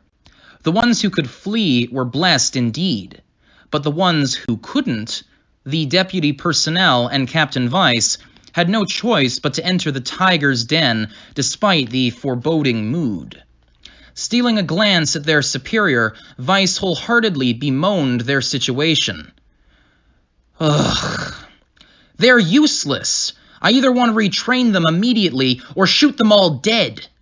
The colonel must have been fantasizing about executions again. Perhaps unconsciously, she actually said aloud that she wanted to shoot someone, and her hand reached instinctively for the pistol at her hip. If she were a little girl reaching for her purse, it would have made for a pretty picture. But when her petite hand was unconsciously reaching for a firearm, all the scene inspired was sheer fear and terror. What in the world happened, ma'am? He didn't want to ask, but if he didn't, things were liable to get even worse. He knew it was a landmine, but he cautiously spoke up, thinking that he could recommend Grants, the sole defector, as the Kampfgruppe commander's adjutant in the event of his death. Disobedience and insubordination. Unfucking believable. Huh? Someone disobeyed you, Colonel? But her furious response blew every other thought out of his head. Disobedience and insubordination. Debrief was such a stickler for regulations that it was hard for Vice to believe. But judging from her face, beet red with rage, something must have happened. Given that the Colonel didn't hesitate to equate insubordination with execution by a firing squad, Vice was genuinely surprised that there was anything and anyone in the Imperial Army stupid enough to disobey her. Honestly, it was a huge pain in the neck to get caught up in the crossfire, but he wanted to call those imbeciles over and hold them to account. Really, he wondered how they were even still alive. I don't get it. Please, explain what's going on. He looked to Serebriakov, who had accompanied Debrief in confusion. The infantry commanders say they have their own way of doing things, Serebriakov answered, her face tense. Debrief urged her to go on, so she reluctantly continued. She tentatively began to explain what happened in a matter-of-fact tone. How the new infantry battalion commanders underestimated the colonel. How they respectfully ignored the colonel's orders, citing their confidence as professionals. How they wanted the right to act on their own discretion. I couldn't believe it. It's not like the rules suddenly change when we're at war. How could they become officers without understanding that much at least? All the officers in the rear must be insane, Debrief snapped. I want to shoot them. Her entire body was a manifestation of that thought. Blood rage flowing in her veins. From the way Serebriakov flinched and cowered next to her, Vice was able to imagine the scene quite naturally. It must have nearly given Serebriakov a heart attack. Who did such a thing? All of them! All the officers of the 332nd Infantry Battalion! When Vice gave the room a quick scan, it was obvious that the deputy personnel were scared stiff. He had heard rumors that there weren't any good officers left alive in the rear. But were they really so stupid as to mistake a lion for a cat? What the hell? He found himself ever so slightly understanding why the colonel said she wanted to have the firing squad take care of these failures. Using those guys is just simply out of the question, so I'm going to get replacements. How will you do that? Vice was incredibly careful about how he asked, which was why her answer petrified him. Well, that's obvious. Go and bring back the Guard Division's new... Go and bring back the Guard Division's new Fallschirmjäger Battalion. Huh? What Guard Division? Fallschirmjäger. What is she even talking about? The 2nd Guard Division is on leave for reorganization for a while, right? Yes, Colonel, that's right. Vice had to reply. Wonderful, Debrief smiled. On the Rhine front, the 2nd Guard Division was too stupid to do anything but hide behind us. Makes me wonder how they can actually guard anything. I seem to have butchered that German word in the past little sentence there, so we're going to take it back a ways and then continue on. He had heard rumors that there weren't any good officers left in the rear, but were they really so stupid as to mistake a lion for a cat? What the hell? He found himself ever so slightly understanding why the colonel said she wanted to have the firing squad take care of their failures. Using those guys is out of the question, so I'm going to go get replacements. How are you going to do that? Vice was incredibly careful about how he asked, which was why her answer petrified him. Well, that's obvious. Go and bring back the Guard Division's new Fallschirmjäger Battalion. Huh? What Guard Division? Fallschirmjäger? What is she even talking about? The 2nd Guard Division is on leave for reorganization for a while, right?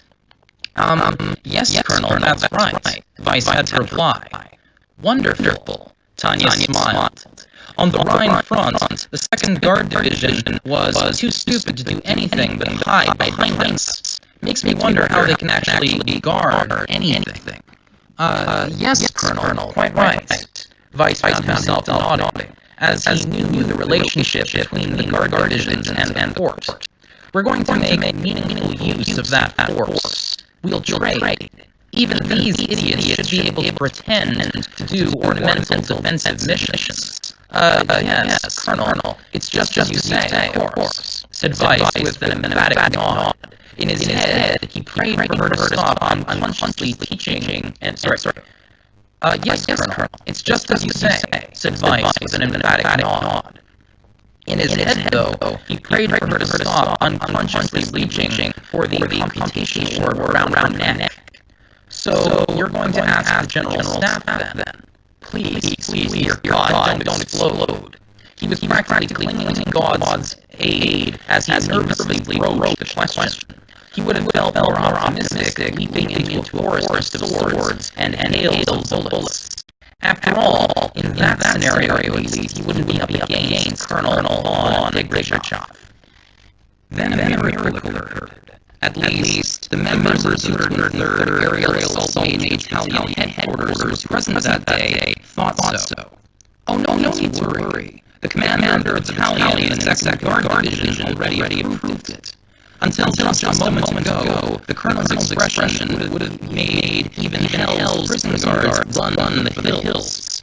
But now she was the perfect picture of cheer.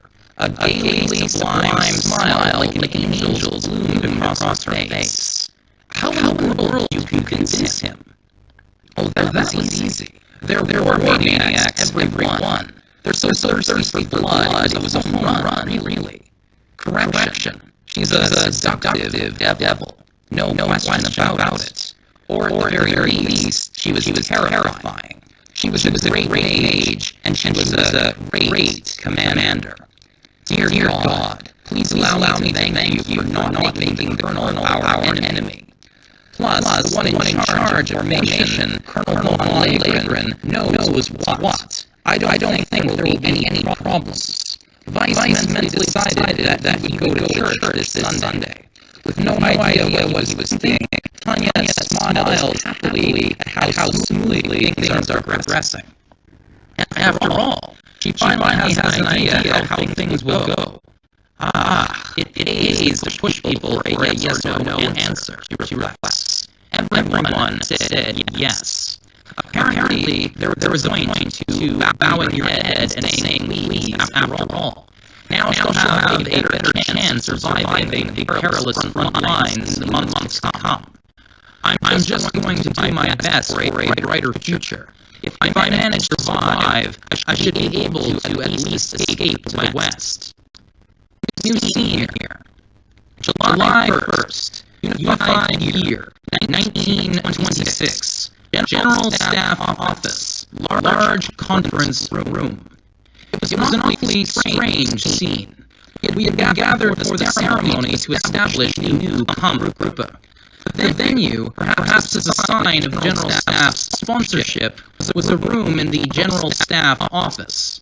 The higher-ups seemed plenty excited about it. High-ranking officers were sprinkled among the attendees. That was fine. It simply meant we had guests to witness the establishment of the unit.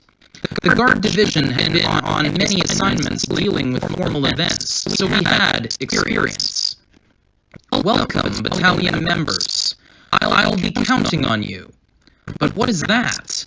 The commander had to get up on a specially ordered dais to survey the room, or even see over the first row of attendees. That absurd, expressionless, doll-like caricature of a creature was giving orders to people who appeared to be bloodthirsty mages just back from a war zone.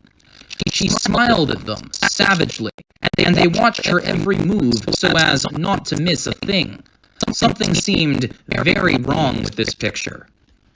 Colonel, Commander, the way they shouted, so focused, made us realize how much they trusted her.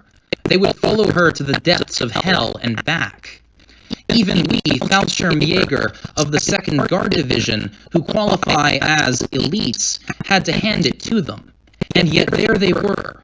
Yes, these soldiers who distinguished themselves in that hell on the Rhine were paying their wholehearted respects to this little kid. My wonderful battalion. Brothers who have gone with me to paint the towns red. Let us celebrate the new friends joining our ranks. This figure, smiling like a seasoned officer, was beyond the realm of our comprehension. New troops, welcome to the forwardmost line. Her smile was savage like a drill sergeant's. Could it really? Could she really be? New troops, welcome to the forwardmost line. Her smile was savage like a drill sergeant's. Could it really? Could it really be possible for a child to wear such a smile? Welcome to my, nay, our battalion. We invite you wholeheartedly. Her hands were soft and would have looked more natural holding a doll, but instead this odd, human-shaped caricature of a creature spread her arms as she delivered a welcoming address to the room. No one. None of the high-ranking officers present could raise any objection to this thing. The veteran mages all obeyed this inhuman being in the form of a person. Not that we should wonder why our war-freak battalion commander would go along with this. We should have come prepared. We should have known that Warnut had fallen under her spell. There are only 2 things I expect from you, gentlemen. It was almost like we had heard this before somewhere. Don't get in my battalion's way. Keep up. That is all. And then the colonel smiled, or at least we supposed that must be what she thought was a smile. Whoever said a smile is by nature a hostile action was right. Smiling is, without a doubt, the act of baring your fangs. It's an unmistakable threat. New scene here.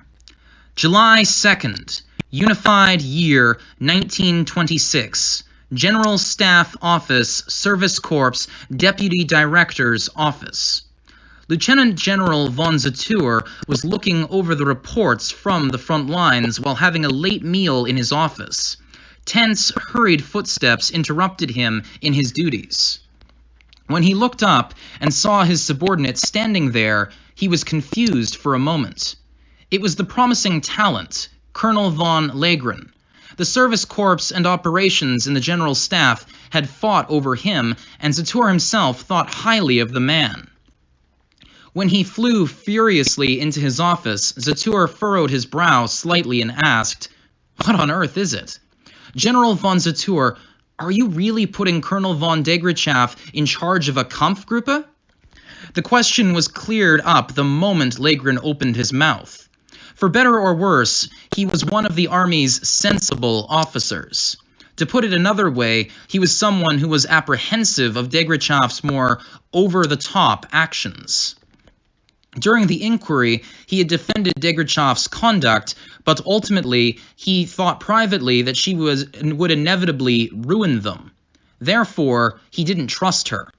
And his fears were well-founded. As was known both in and outside the General Staff, even Zatour, who valued her so highly, originally had the same worries as Legrand. But to him, such concerns were already meaningless. In order to win, he was prepared to swallow any pill, no matter how bitter. This was war. They couldn't afford to be picky about their methods. Zatour had decided that even if the side effects were agonizing, they could regret it as much as they wanted after winning. "What I'd like to know," said Zatour, "is where you heard about this." Colonel von Legrand. "How did you gain access to this information from operations? It should be confidential even within the Service Corps." "General, forgive me for saying so, but Colonel von Degrichaff has already gone too far. I've just received a report that she's co-opted a battalion from the 2nd Guard Division garrison in the capital with the excuse that it's necessary for her investigative research for the General Staff." Spittle flew from his mouth. He was so furious. Apparently, he had caught wind of the Kampfgruppe's formation via an incident that affected his own department. Well, I guess Well then, I guess he's as outstanding as always, thought Zatur with a sigh. But that must be Colonel von Degrachof's way of quote-unquote appropriately handling things. In the army, quote-unquote appropriate use essentially meant exploiting everything available. Though he had said, quote, a measure of discretion, end quote, this did happen directly after he told her they would give it to her. He realized they were lucky she hadn't co-opted weapons. It amounted to borderline interference in Supreme Command, but this was Degrachov they were talking about. Surely she had some sort of justification prepared, in which case there wasn't any legal problem. He didn't feel like complaining about it. Either way, the 2nd Guard Division is, along with the 1st, charged with defending the capital. Considering their connections with the court, they would never be deployed in combat. But they have high-quality equipment and training. Maybe we should be impressed with her taking advantage of what's on hand. True, the 2nd Guard Division isn't doing much of anything at the moment, but she's clearly overstepping the bounds of her authority. That's enough. You probably shouldn't say any more, Colonel. He didn't feel like hearing anything else, and he made that loud and clear. General! Colonel von Degrachov is an expert field officer. The Guard Division soldiers are elite, unlike the key members connected to the court. Don't you think that's an optimal combination? But Legrand tried to protest, but Zatur sighed at him instead. Look, we can't afford to let them twiddle their thumbs and sit idly by. The requests from the front lines conveyed how grave the situation had gotten. Degrachov had offered a plan to ameliorate it, and it was to flexibly employ a Kampfgruppe made up of multiple military branches in the Imperial Army's preferred efficient method. That said, while Degrachov's report was brilliant, it was undeniable that at this rate it would remain armchair theory. How much doctrine can you really claim if it's untested? In order to actually verify its practicality in combat and mitigate the difficulties on the front lines, it's hard to avoid employing the unit in a test. And the only way to do it is to put the one who came up with the idea in charge. You understand that, right? Zatur asked with his eyes, and Legrand was left speechless. It was true. It was common understanding that there were virtually no magic officers who were also such outstanding field commanders. No, you could say they simply did not exist. And Degrachov was essentially the only one who could use the General Staff's firefighting team, the 203rd Aerial Mage Battalion, to its full potential. If the battalion built up by that great commander was going to be the core of the new Kampfgruppe, then ultimately its commander would have to be Degrachov herself. Since that's the case, I've decided that now is the time to deploy it on the front lines. Colonel von Legrand, I don't think a staff officer of your caliber would require any more explanation than that. But what else do you want me to say? Sorry, but what do you say? I humbly thank you for your kindness and the quite undeserved praise. But if that's how you feel, then please forgive me for offering you my opinion. You should at least station Colonel von Degrachov and her Kampfgruppe on the southern continent. We can't hold out down there anymore. General von Rommel has been fighting for almost a year, but we can't get dragged into a materiel war. Not at this time. The Southern Continent Expeditionary Army Corps had been dispatched as a way to gently shake up the status quo of the fight. Zatur made the choice to send them unwillingly. It was for political purposes. They were managing to achieve continual tactical victories, but, as expected, the reports that came in said they were struggling against the enemy's materiel strength. The Commonwealth was propping up the Republicans substantially, and the Commonwealth was propping up the Republicans substantially, and the insincere neutral stance of the Empire's dear ally, the Kingdom of Ildoa, was incredibly fishy. And on top of that, due to the frequent raids on the transport fleet by the Commonwealth Navy and Marine mages, the supply situation of the thinly spread expeditionary forces had gone from beyond pitiable to nearly disastrous. General von Rommel was an expert in maneuver warfare, true, but with a fundamental force imbalance, there was little hope that he would be able to counterattack. General von Rommel was an expert in maneuver warfare, but with a fundamental force imbalance, there was little hope that he would be able to counteract strategic inferiority with tactical victories. As they had already achieved their initial objective of creating a distraction, the idea of committing more troops at this point could be met only with confusion. But we can shore up the materiel disparity. Wouldn't that be the place for Debrief to shine, as you believe she will? Couldn't she take on the Commonwealth Marine mages and win? For a time, yes, I'm sure she could. But it would only be a drop in the bucket. The fundamental quantities of materiel being committed were simply too different. All Zatur could do was make a face like he'd been sucking lemons and lament the shamefulness of the Imperial army. Multiple reports are saying the materiel is being supplied directly to the Commonwealth Army and the remnants of the Republican Army. I should say the Free Republic, was it? From an unconfirmed source. It was exactly as they had feared. Exactly as Debrief had predicted. He wanted to cry. Is Debrief a devil? Just as her report had predicted, massive amounts of United States-made military goods were flowing into the southern continent via the Commonwealth as camouflage. And apparently, they were coming from the United States directly. What's worse, they were purposely doing the deals with private enterprises and transporting things on ships of neutral nationality. Even if the Empire wanted to sink them, the ships were from a third-party country. Or that one. Sinking or inspection of American shipping could invite the United States into the war.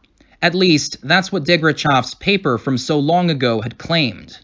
Her assertion that the executives of the United States were hoping the Imperial Army would do just that actually had a high probability of ringing true as well. Colonel von Legrand, we know due to a curious leak that a certain country is sending materiel directly to the southern continent. Huh? The leak was made on purpose. Basically, someone from either the Commonwealth or the United States with a perverted interest in provoking an Imperial attack on United States shipping was kind enough to tip them off. The only way to avoid a conflict would be to bomb the port of discharge. But on the southern continent, even that would prove difficult. It would have to be a raid from high altitude. Given the slim chances of hitting their target, the only way to do it would be to carpet bomb the area off the face of the earth. The Imperial air fleet was already fully engaged on the western and eastern fronts. Under these circumstances, concentrating the necessary amount of bombers on the southern continent was impossible. And they were likewise strapped for mages. It would be too hard to pull a whole unit off the main lines for long enough to get the job done. Thus, currently, they had no move to make. There's a leak regarding that country's assistance in this matter. Apparently, the amount of supplies flowing in is undeniably huge. Vexingly, we have no way to stop it. The United States is sending supplies to the southern continent directly. We know they have troops working with the Commonwealth forces, but direct support to a combat zone wasn't Congress's policy to be a neutral third party? The President of the United States seems to have taken a different stance than his Congress. Apparently, the good ladies and gentlemen of the United States consider their country to be ostensibly neutral. And it was an utter pain in the ass, but they were even wanted to continue normal trade relations with the Empire. If that was all, Zatour winced. If that was all, they would surely be desirable trading partners.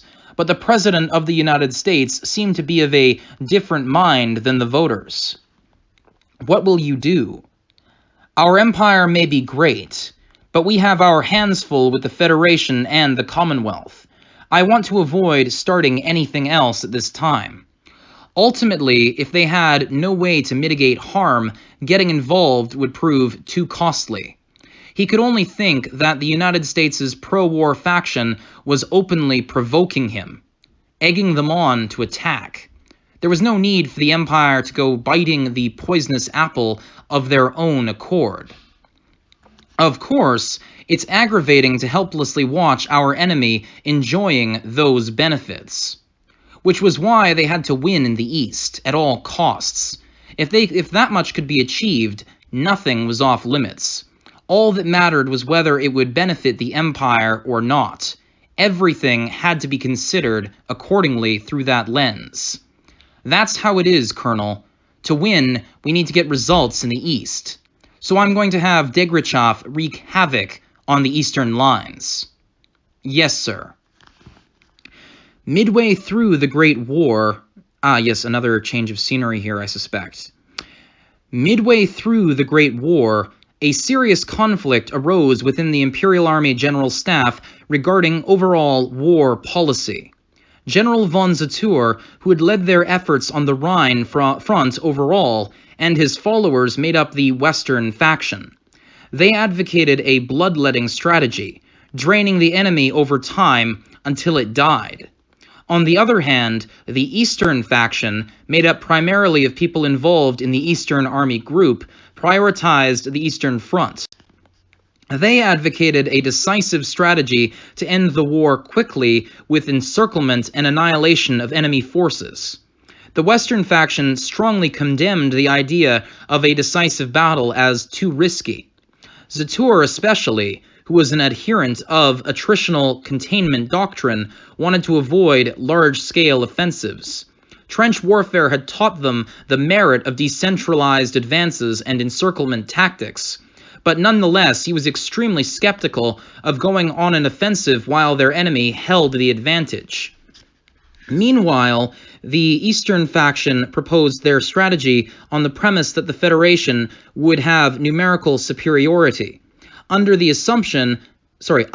assumption, the Western faction's proposed plan had to be deemed unrealistic.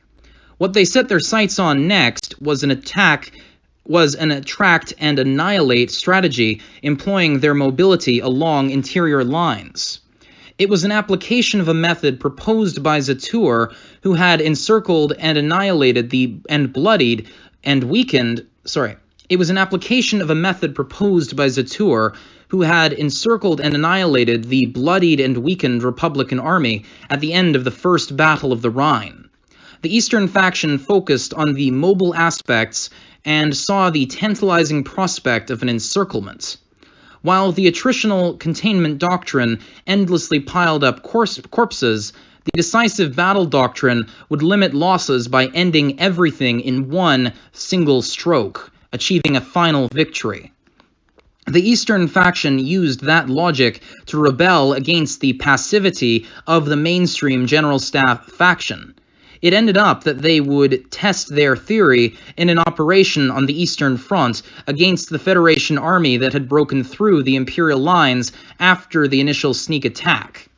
They succeeded in surrounding an invading force of 400,000 Federation soldiers with a mere 150,000 in Trauzenberg. Compared to the Imperial losses of 10,500 men, the Federation lost 150,000.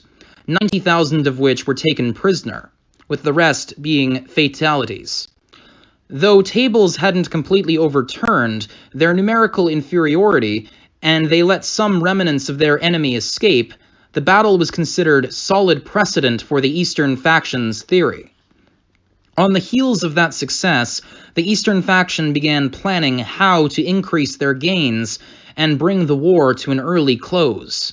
At that time, a movement that supported any prospect of an early end to the war appeared in opposition to the cabinet and the imperial family's fears of heavy casualties. As the mainstream group in the general staff, the Western faction tried to argue against them, but the Eastern faction stressed their success in the Battle of Traunsberg, literally trouncing the enemy.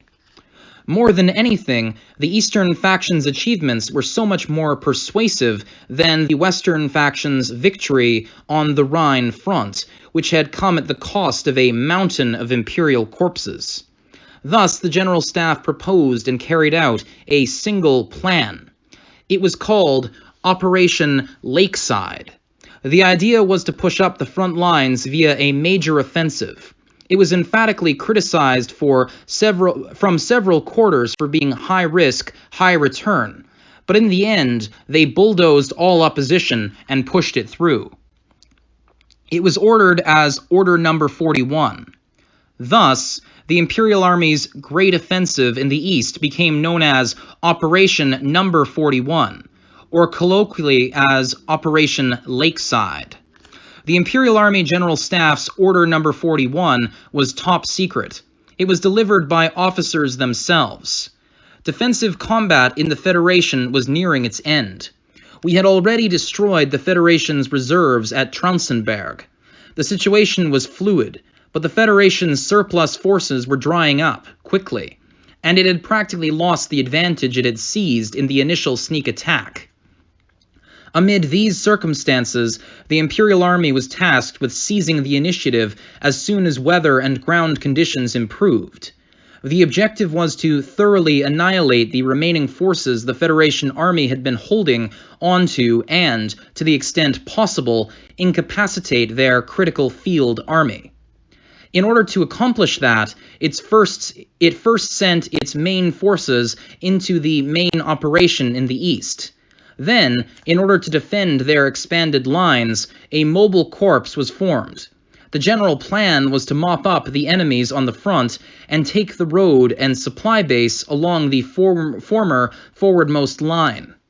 The top priority, however, was to take out the remaining enemy forces, and at the very bottom there was a comment that said, "Troops, our counterattack is soon at hand." New scene here. July 8th, Unified Year, 1926. Federation capital Moscova. Large subterranean meeting room. Everyone present was clearly depressed. All they needed to do was propose a single constructive idea, but they were useless failures, worried only about what Comrade Secretary Joseph thought. How utterly pathetic, lamented Mr. Lauria, who was working diligently for the people, the nation, and the party on that day as well. He had a dream. He would spare no effort in making it come true. His efforts were so great, he could boast that he was the hardest working technocrat in all the Federation. And it was because of that ambition that he felt vigorous and young. Or rather, it was precisely because he had a dream that life was worth living. What's the difference between a lazy oaf who doesn't know what they desire and someone in the Legrand? Okay, editor's note here. Someone in the Legrand, or Lagerai. A Legrand is a system of concentration and labor camps. By the way, the brilliant Soviets were against slave labor. Ostensibly, anyway. That is an interesting thing there. So that's probably a reference to the whole Gulag system and the Gulag archipelago, so to speak. There's a book on that I would highly recommend by that, God, what the hell's the name of that Russian author? But it's of the same name, Gulag Archipelago. I would highly recommend reading it to anybody who's listening. It's definitely well worth your time. Though it is rather long, so be prepared. In either case, continuing here from where we left off. And it was because of that ambition that he felt so young. Or rather, it was precisely because he had a dream that life was worth living. What's the difference between a lazy oaf who doesn't know what they desire and someone in the Legrand? With that on his mind, Lauria got down to work for the time being. To sum up our report, Comrade General Secretary, the Imperial Army is concentrating a large force in the region of the eastern border. It seems that, just as you've thought, they will launch a counteroffensive soon. The report was so long it wasn't worth listening to. In the Commissariat for Internal Affairs, if a field report wasn't kept to 3 lines, he would send the author to the Legrand for the crime of inefficiency. Come to think of it, the Federation was far too inefficient. Bureaucracy was already spreading, and regrettably, not a single system functioned in a simplistic way. He could understand very well why Comrade General Secretary was irritated. Thanks. Now then, comrades, that is our situation. What do you think? The question implicitly requested a plan for a solution. Really, it was dangerous to answer Comrade General Secretary Yosef's questions. If you gave an opinion and it went well, you could be given credit and authority. But if you were too successful, you would be purged as someone threatening his position. Even if that didn't happen, there was still the danger of getting involved in, and then ruined by, internal party struggles. If you failed, on the other hand, you'd be forced to suffer the consequences right then and there. With that in mind, it was obvious why everyone stared at Comrade General Secretary Yosef with earnest resolve, yet no one dared open their mouth. That said, like this, the inepts might as well have had their necks on the chopping block for us already. He furiously clenched his pen and was seized by the urge to stab it right through the document. This was utterly pointless. There was no time to lose, and things were far from ideal. Evidently, I will eventually send you all to the Legrand, he decided. But first he made up his mind about what to do in the near term. Comrade General Secretary, we have succeeded in drawing the enemy in. Now I think we should make it so they can't pull out. And you would do this how? Let's bait a hook and have them bite it. What if we seeded the region near the border? The Federation's territory was vast, but the development of its infrastructure was conveniently lagging behind. For the country, it was a problem. But, by the same token, it also created poor conditions for any advancing army. If the Federation could draw the Empire into an attritional battle on their lines, the advantage would be theirs. It was simple. Even a child could understand by simply looking at a map. The Federation's vast territory, with which it could defend in depth, was a good ally. Imagine 10 people so strong it would take 10 to beat each one. If those 10 people could take on 100, it might be hard to beat them even with only 100 people. But with 100 against 1, they could surely win. If the enemy spread out, they could win with numbers. It was only a matter of course, really. There is no enemy who can't be crushed and killed with numbers, no matter how strong they are. All they needed to do was draw in the thinned-out enemy forces and batter them. Or perhaps create a place where they could lure them into a futile attrition battle. For example, a city whose capture would have significant political effects, a place they wouldn't be able to give up once they took it. A city, in addition to having no resources, would be effective for drawing them into an urban battle of attrition.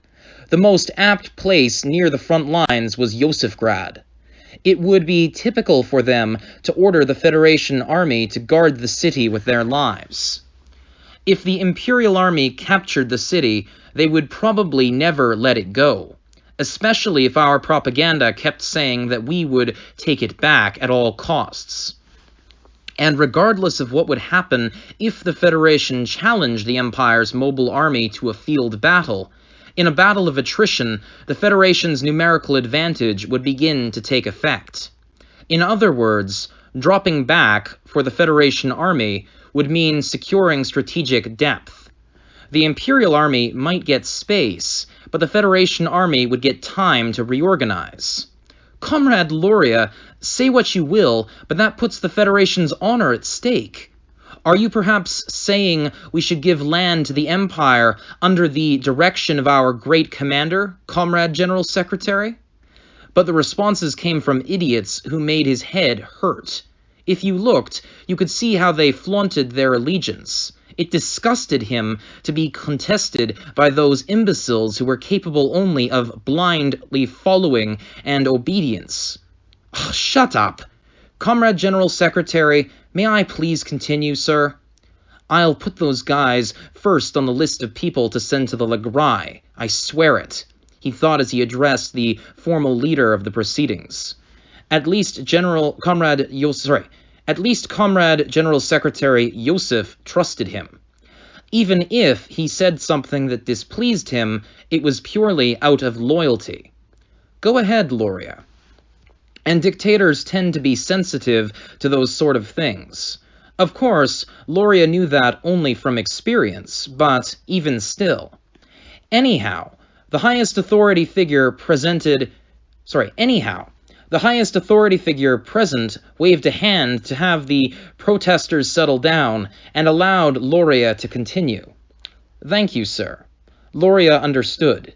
He gave an exaggerated expression of gratitude, stood, and walked over to the map on the wall. It was a map describing their situation. What pained him was the crushing blow the Federation forces had suffered in Traunsonberg due to the major offensive those morons had insisted on. Allow me to reread that. And dictators tend to be sensitive to those sort of things. Of course, Lauria knew that only from experience, but even still. Anyhow, the highest authority figure present waved a hand to have the protesters settle down and allowed Lauria to continue. Thank you, sir. Lauria understood. He gave an exaggerated expression of gratitude, stood, and walked over to the map on the wall. It was a map describing their situation. What pained him was the crushing blow the Federation forces had suffered in Traunsonberg due to the major offensive those morons had insisted on. But apparently, the Imperial army was also full of numbskulls. The desire to attack on impulse is a defect of soldiers in general. Lauria chuckled to himself in his head at the thought. They simply didn't understand the nature of invading enemy territory. Cutting to the chase, if we retreat, we can force the Imperial army into a battle of attrition. Furthermore, only by retreating can we force them into urban combat in a number of strategically important points. There were some factories and the transportation network in the region to consider, but the chaos of an urban battle was optimal for the Federation right now. Combat in cities would take place on a fairly large scale. Civilian casualties would be high, but that was acceptable. For the Federation army, which was qualitatively inferior to the Imperial army, that held a rather important meaning. This is my personal opinion, but I don't see any reason we should have to fight in the ring our opponents feel at home in. We want the opposite. It's in the tight quarters of urban combat that we can use the advantage of our numbers. Lauria would guarantee that an urban battle was the optimal place if you wanted freshly conscripted troops to fight halfway decently. Or rather, it could be said that he had no other ideas about how to wage an actual war with the Empire effectively. He had some of his political officers on the front lines reporting both Imperial and Federation losses. The ratios were never better than 1 to 5. But the scale of the Federation army was simply overwhelming. When it came to slugging it out in a city, organized combat and mobile battles, all those disciplined actions the Imperial army specialized in would be of only limited use. With the pure gaze of a mathematician, Lauria calculated for their victory. If we can get our attrition ratios even slightly more equal, the Empire will be the one who surrenders in the end. If they could lower their losses even slightly, hard math would give the Federation an overwhelming advantage. They could also increase their opponent's losses a little bit. Lauria sneered at that point. Ah, soldiers are such obnoxious creatures. They obsess over honor and appearance plus pride. It's too much. But as long as they keep winning, the importance of the land will grow on its own. Pyrrhus was great because he realized his victory was going to be Pyrrhic and had managed to retreat in time. Most generals would have been blinded by their own success and expanded the lines in pursuit of further results. Naturally, the Imperial army would invade Federation territory to increase their gains. But to achieve that, it would be forced to engage in battle over cities. Once that happens, they won't be able to retreat even if they want to. Yes, then they would need to reinforce their units to tighten their defenses, and they would be paralyzed. The mobile ones who were so skilled at encirclement tactics would be stuck allotting more and more manpower to defend a fixed position. Then all that's left for us is to swoop in and retake our lost territory. The Federation army would simply employ their numbers to encircle and annihilate them.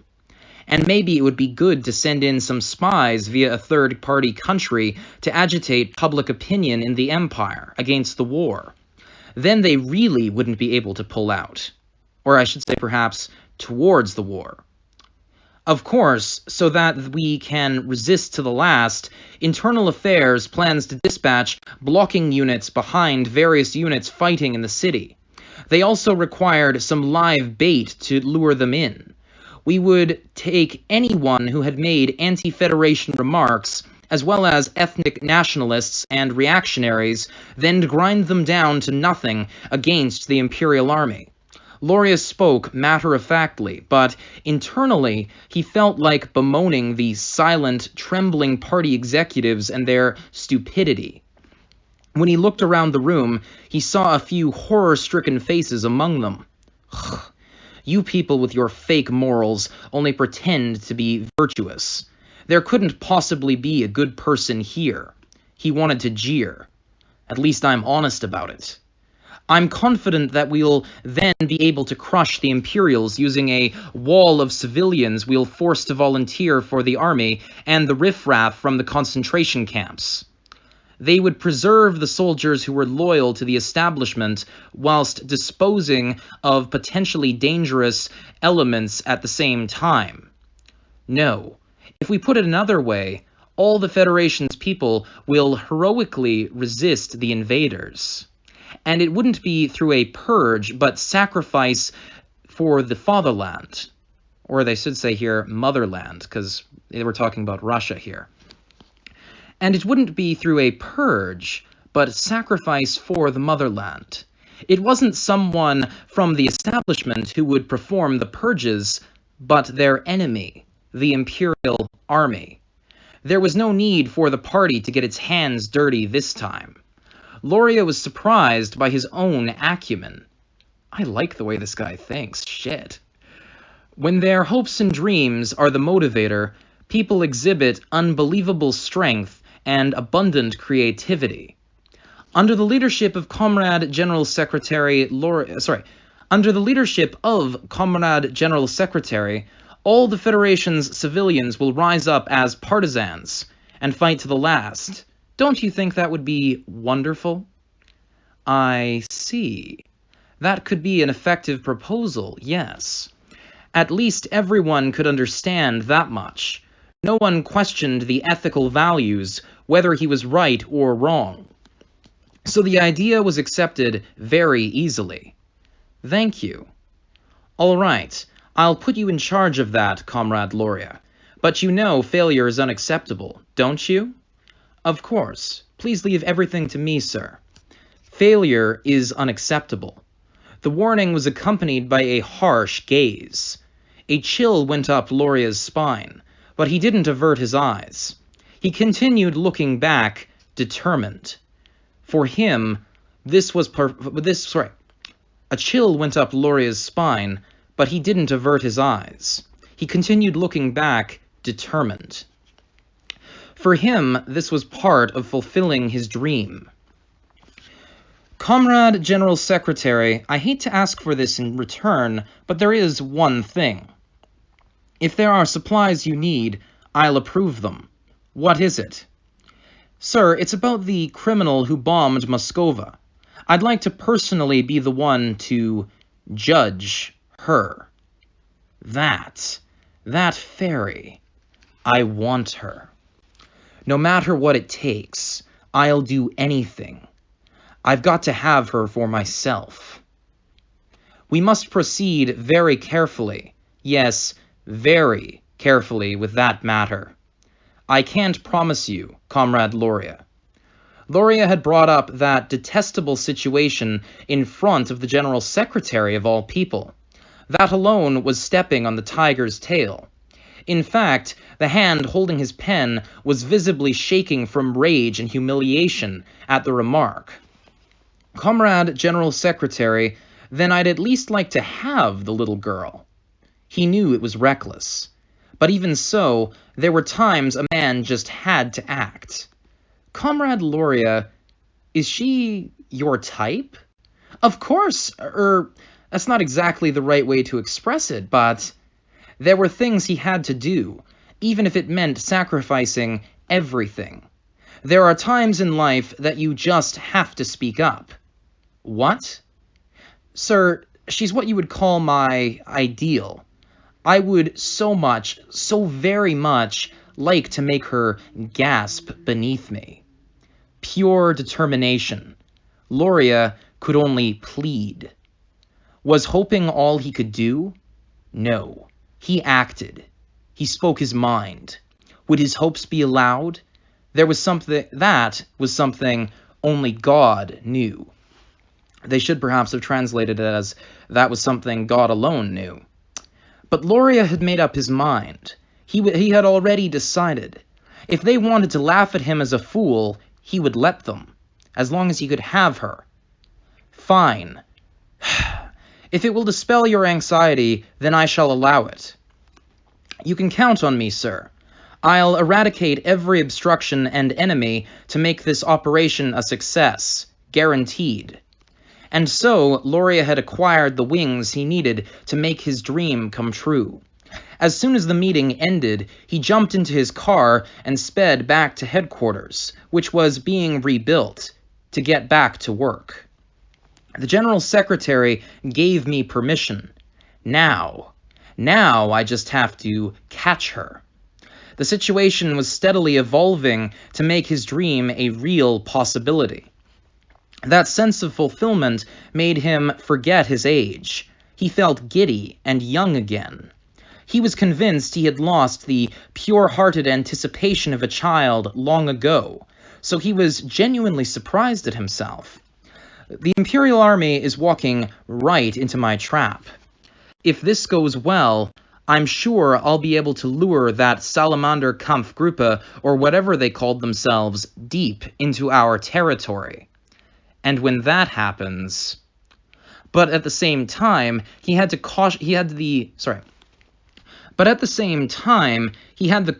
of a mature adult. He had his unadulterated feelings, yes, but he also had learned patience, which is not to say that he wasn't looking forward to the fun at the end. I guess it's one more reason to put up the best fight we can. I wonder how the army's morale is. Lauria wasn't about to spare any effort, so he called up the officers in charge to ask. To him, people who could do only so much before the only thing left was waiting for fate. So he would do everything he possibly could in order to avoid regrets. Probably not very high, he surmised. We have reports that desertions are on the rise. I guess we should send more blocking units than originally planned. Choose the members from within internal affairs. Send them as soon as possible. Naturally, he would make every move possible to achieve his dream. As a person chasing that dream, he would sacrifice everything he had for his ideal. His devotion was great enough that he was prepared to make an enemy of the entire world if necessary. Understood, sir. And improve conditions in the concentration camps. But he also understood. He knew the importance of hopes and dreams. Without them, people couldn't live as human beings. But that's... Instead of throwing them in there for 10 years, we should treat them well for a month and then pit them against the Imperial Army. Our national resources should be used in a meaningful and efficient way. You don't understand even that much? Still, Lauria was tolerant of even his fretting subordinate. He was a missionary preaching hopes and dreams. People needed happiness, which meant that people, including himself, needed to be happy. In other words, even prisoners should be used efficiently. If you understand, then get it done. Do excuse me, sir. I'll get on that right away. If necessary, punish some camp guards. If necessary, punish some camp guards and make an example of them. If progress comes too slowly, you'll be dealt with as well, so do bear that in mind. Everyone needed to work hard. He knew that people valued the chance to pursue their dreams. If their dream was staying alive, they would work for it. Yes, sir. Look, all you need to do is what needs to be done. Remember that. So, troops, please hurry up and show me you can do this, he wished, earnestly, just barely suppressing his inner conflict. All right, get going. Hurry up and bring that fairy to me. New scene here. July 18th, Unified Year, 1926. The Eastern Lines. Good day, everyone. Do you like clean air and a beautiful night sky? Wouldn't you like to lie down on the earth amid a soft, gentle breeze and watch clouds drifting off into forever? The city is overly mechanized and rigid in its standardization. It has no personality. Let's take a step into the outside world, gentlemen.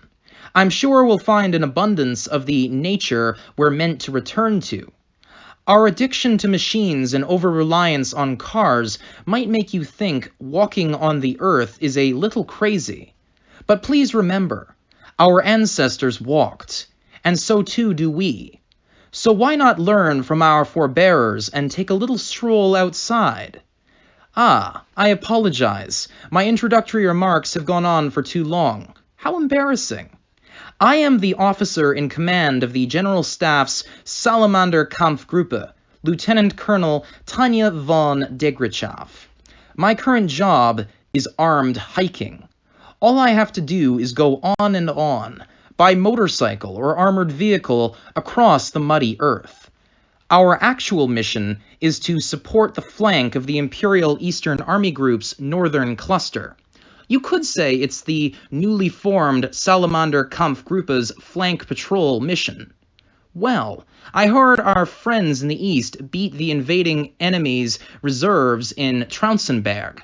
The General Staff doesn't imagine they'll show up again tomorrow, so let's relax and take it easy. Yep, relax. I don't want to get too involved, you see. To be specific, this should be like a game of ding-dong ditch, so we can always just run away. The Saga of Tanya the Evil, Volume 4, Dabit Deus his quoque finem, fini. Das ist Ende for Volume 4. Here on page 317. That was actually really fun. I quite enjoyed it. And here on the next page, we can see a picture of Tanya sitting in what appears to be the sidecar of a motorbike, having a leisurely nap and yawning as she's roaring off into the muddy countryside of the Eastern Lines. Just chillin'. Enjoying life and just chillin'. It's beautiful. And she doesn't have a care in the world. All right. Now here we have the appendixes. Appendixes and commentary. Achtung, attention. Next page here, page 320.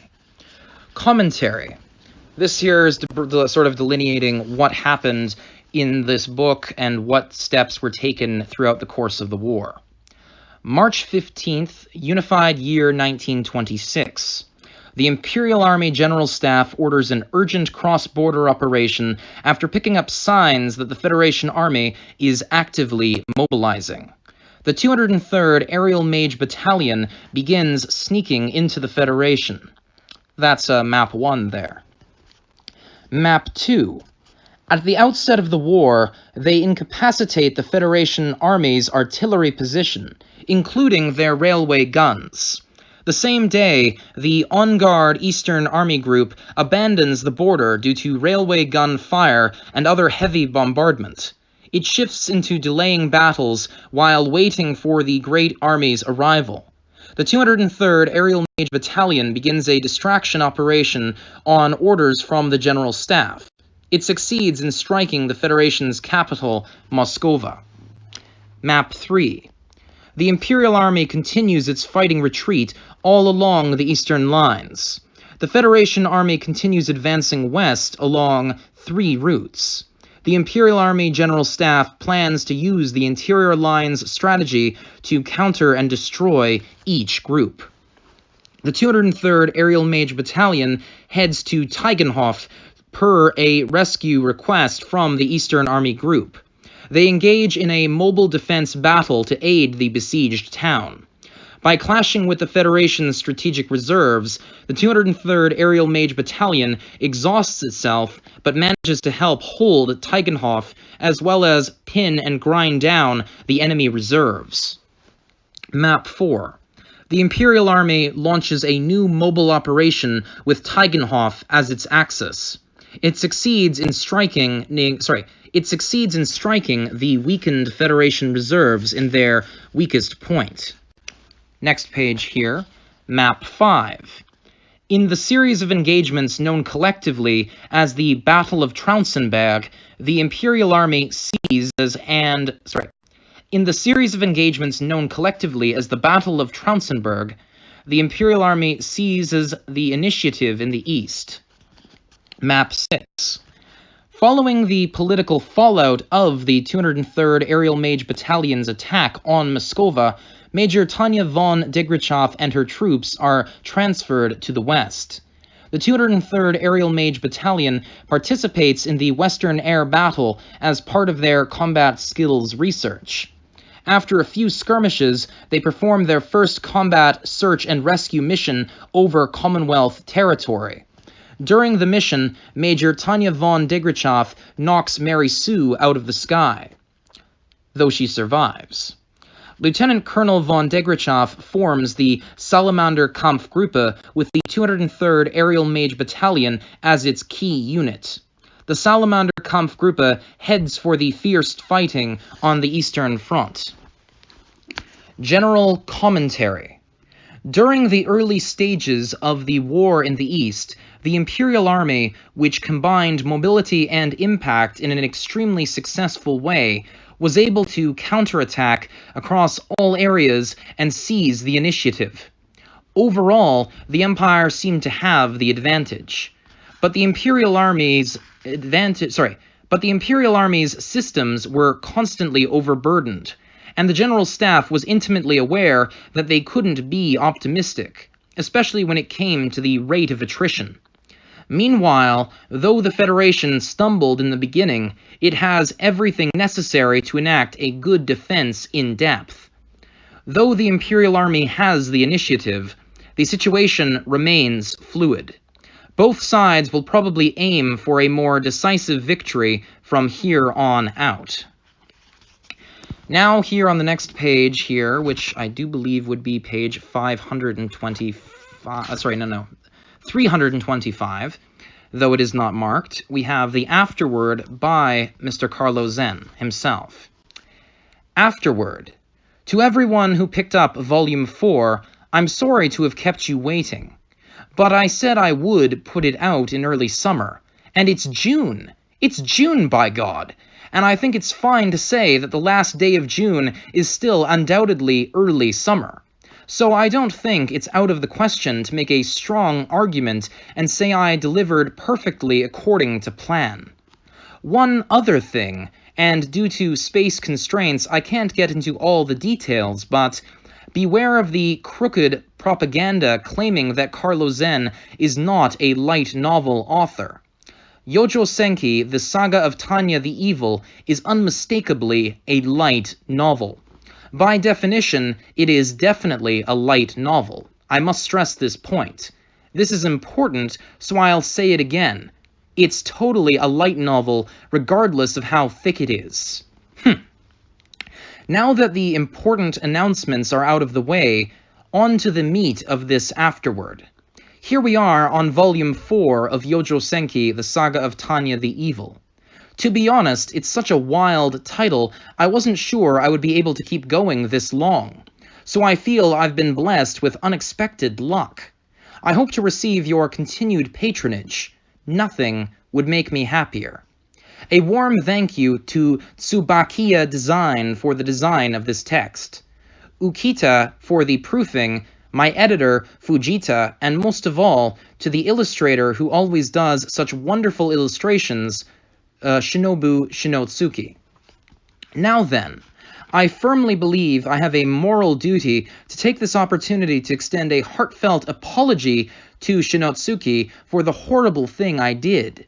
Shinotsuki, who didn't really understand the fascination of railway guns, is now tainted. Among the various factors, I can't deny my responsibility in convincing people to say, quote, anti-material rifles are cool, huh?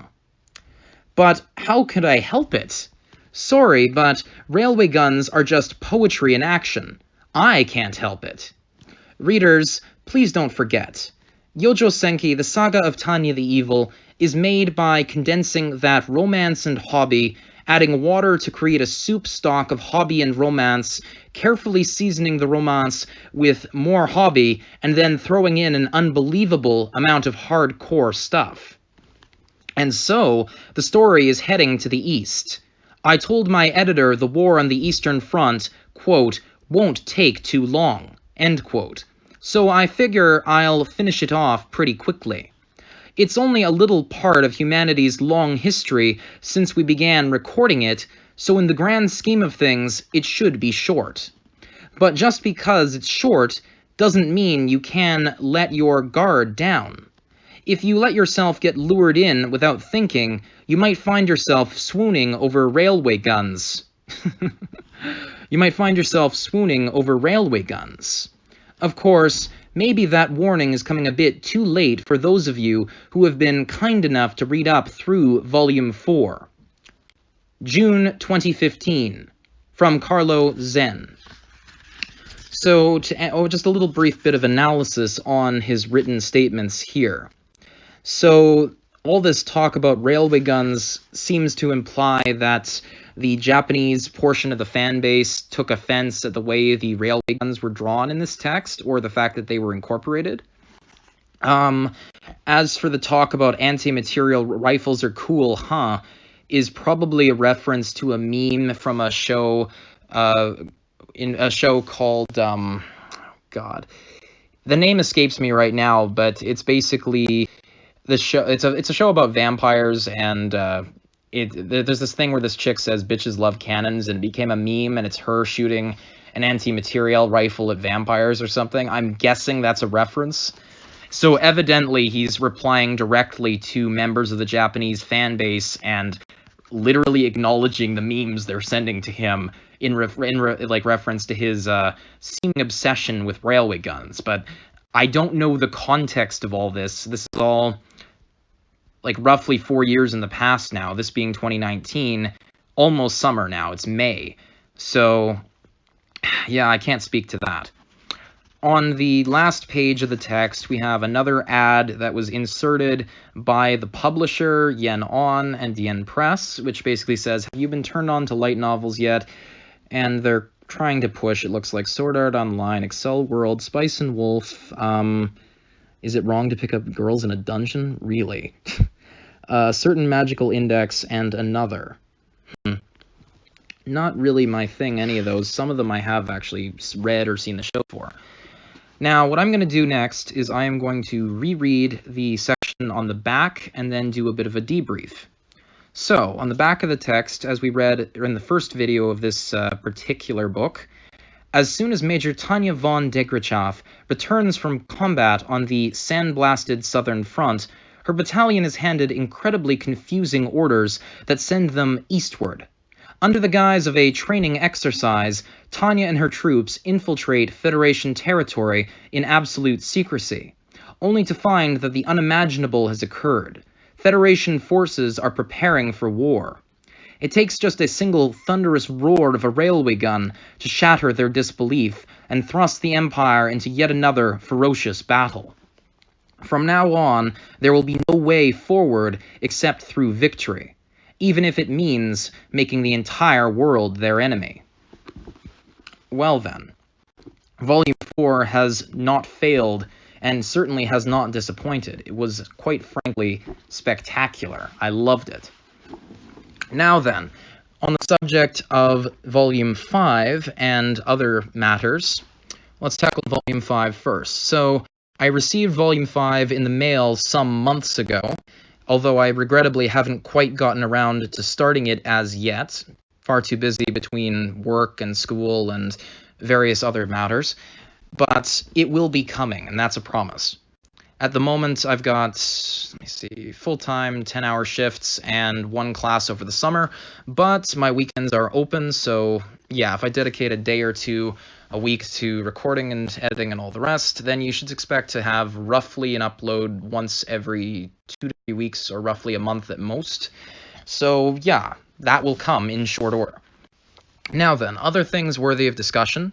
As you will likely already know, on May 16th, it has been announced that the Youjo Senki movie will be receiving a release in the United States. Today is presently May the, if I'm not mistaken here, yes, today is, that's not quite right. What is today's date here? Yes, May 5th. Today is May 5th, 2019, when I am finishing off this recording here. Started a little earlier in the week. So, yeah, in the very near future, on May 16th, the movie is coming in all of 11 days to North America. And I'm thinking of going down there, which will be very, very good if I can manage to fit it into my schedule. I do have class that evening, but so long as it's a morning time, I will manage it. In terms of other things that I've been up to of late, so just this morning, I went to the final day for an auction selling off stuff from a show called Man in the High Castle, that I was a background extra on for the final episode. I may have gone a little overboard, but it was definitely thoroughly enjoyable. A lot of cool stuff to find, although sensing a pattern here, just as before, no really noticeable German or Japanese Imperial stuff, really. Basically, the Japanese Imperial uniforms and stuff went up for sale. All the German ones, nada. They basically threw them all out and probably burned them, never to be seen again, even though some of them were irreplaceable originals. Not thrilled about that. I did manage to find basically just chunks of equipment scattered all over the place and cobbled together a few roughly North Africa campaign uniform-ish things, but they're missing all the little Waffenfarb and, all the beautiful little stickers, and not stickers, whatever you call them, the things that actually identify rank insignia and all the rest. Most of them are missing that, so that's unfortunate, but to be expected. So I guess I can't get originals of those because the originals were presumably sheared off and destroyed, but I may be able to import reproduction ones and attach to the original uniforms for the purposes of reenactments and all the rest. Other than that, I also managed to pick up 2 kimonos for myself and a bunch of other niceties, shall we say, and it's going to be nice. Other things of interest, some summer plans, planning on doing some overnight hiking in about a week. So yeah, in the event that I don't get back to you guys as soon as planned, well, that's probably why. I may be a week or 2 behind schedule as a consequence of that. Regardless, I'm happy you guys have stuck with me this long, and Volume 5 will be coming out in various segments, probably over the next 3-4 weeks-ish. So look forward to that, and here's hoping that we all get to see the movie. I mean, ooh, it's going to be so much fun. Anyway, so without further ado, it's now 10:02 p.m. here, so I leave you off on that. So thank you for joining us. Have a wonderful evening. Auf Wiedersehen.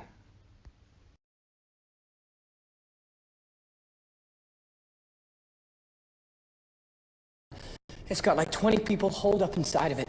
We gotta do something. We have orders to contain this threat by any means necessary. Your orders were to clear.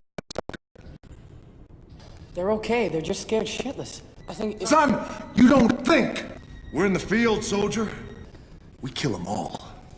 That's an order. No. I need soldiers! I don't need anybody else but soldiers! Go to hell. What? Korst and Harald are dead? A random enemy shell struck their pillbox while they were awaiting orders at the rear. It's a real shame.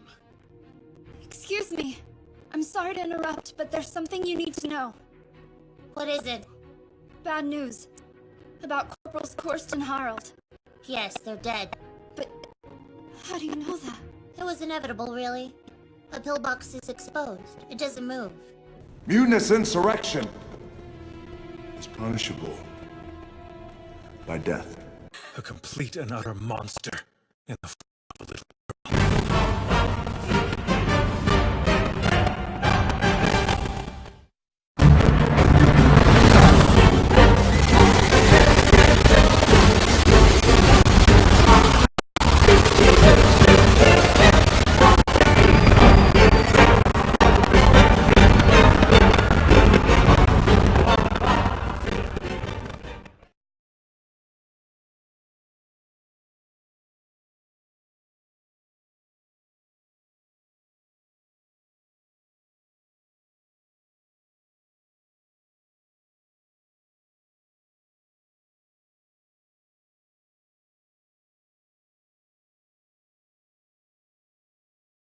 So that concludes Volume 4.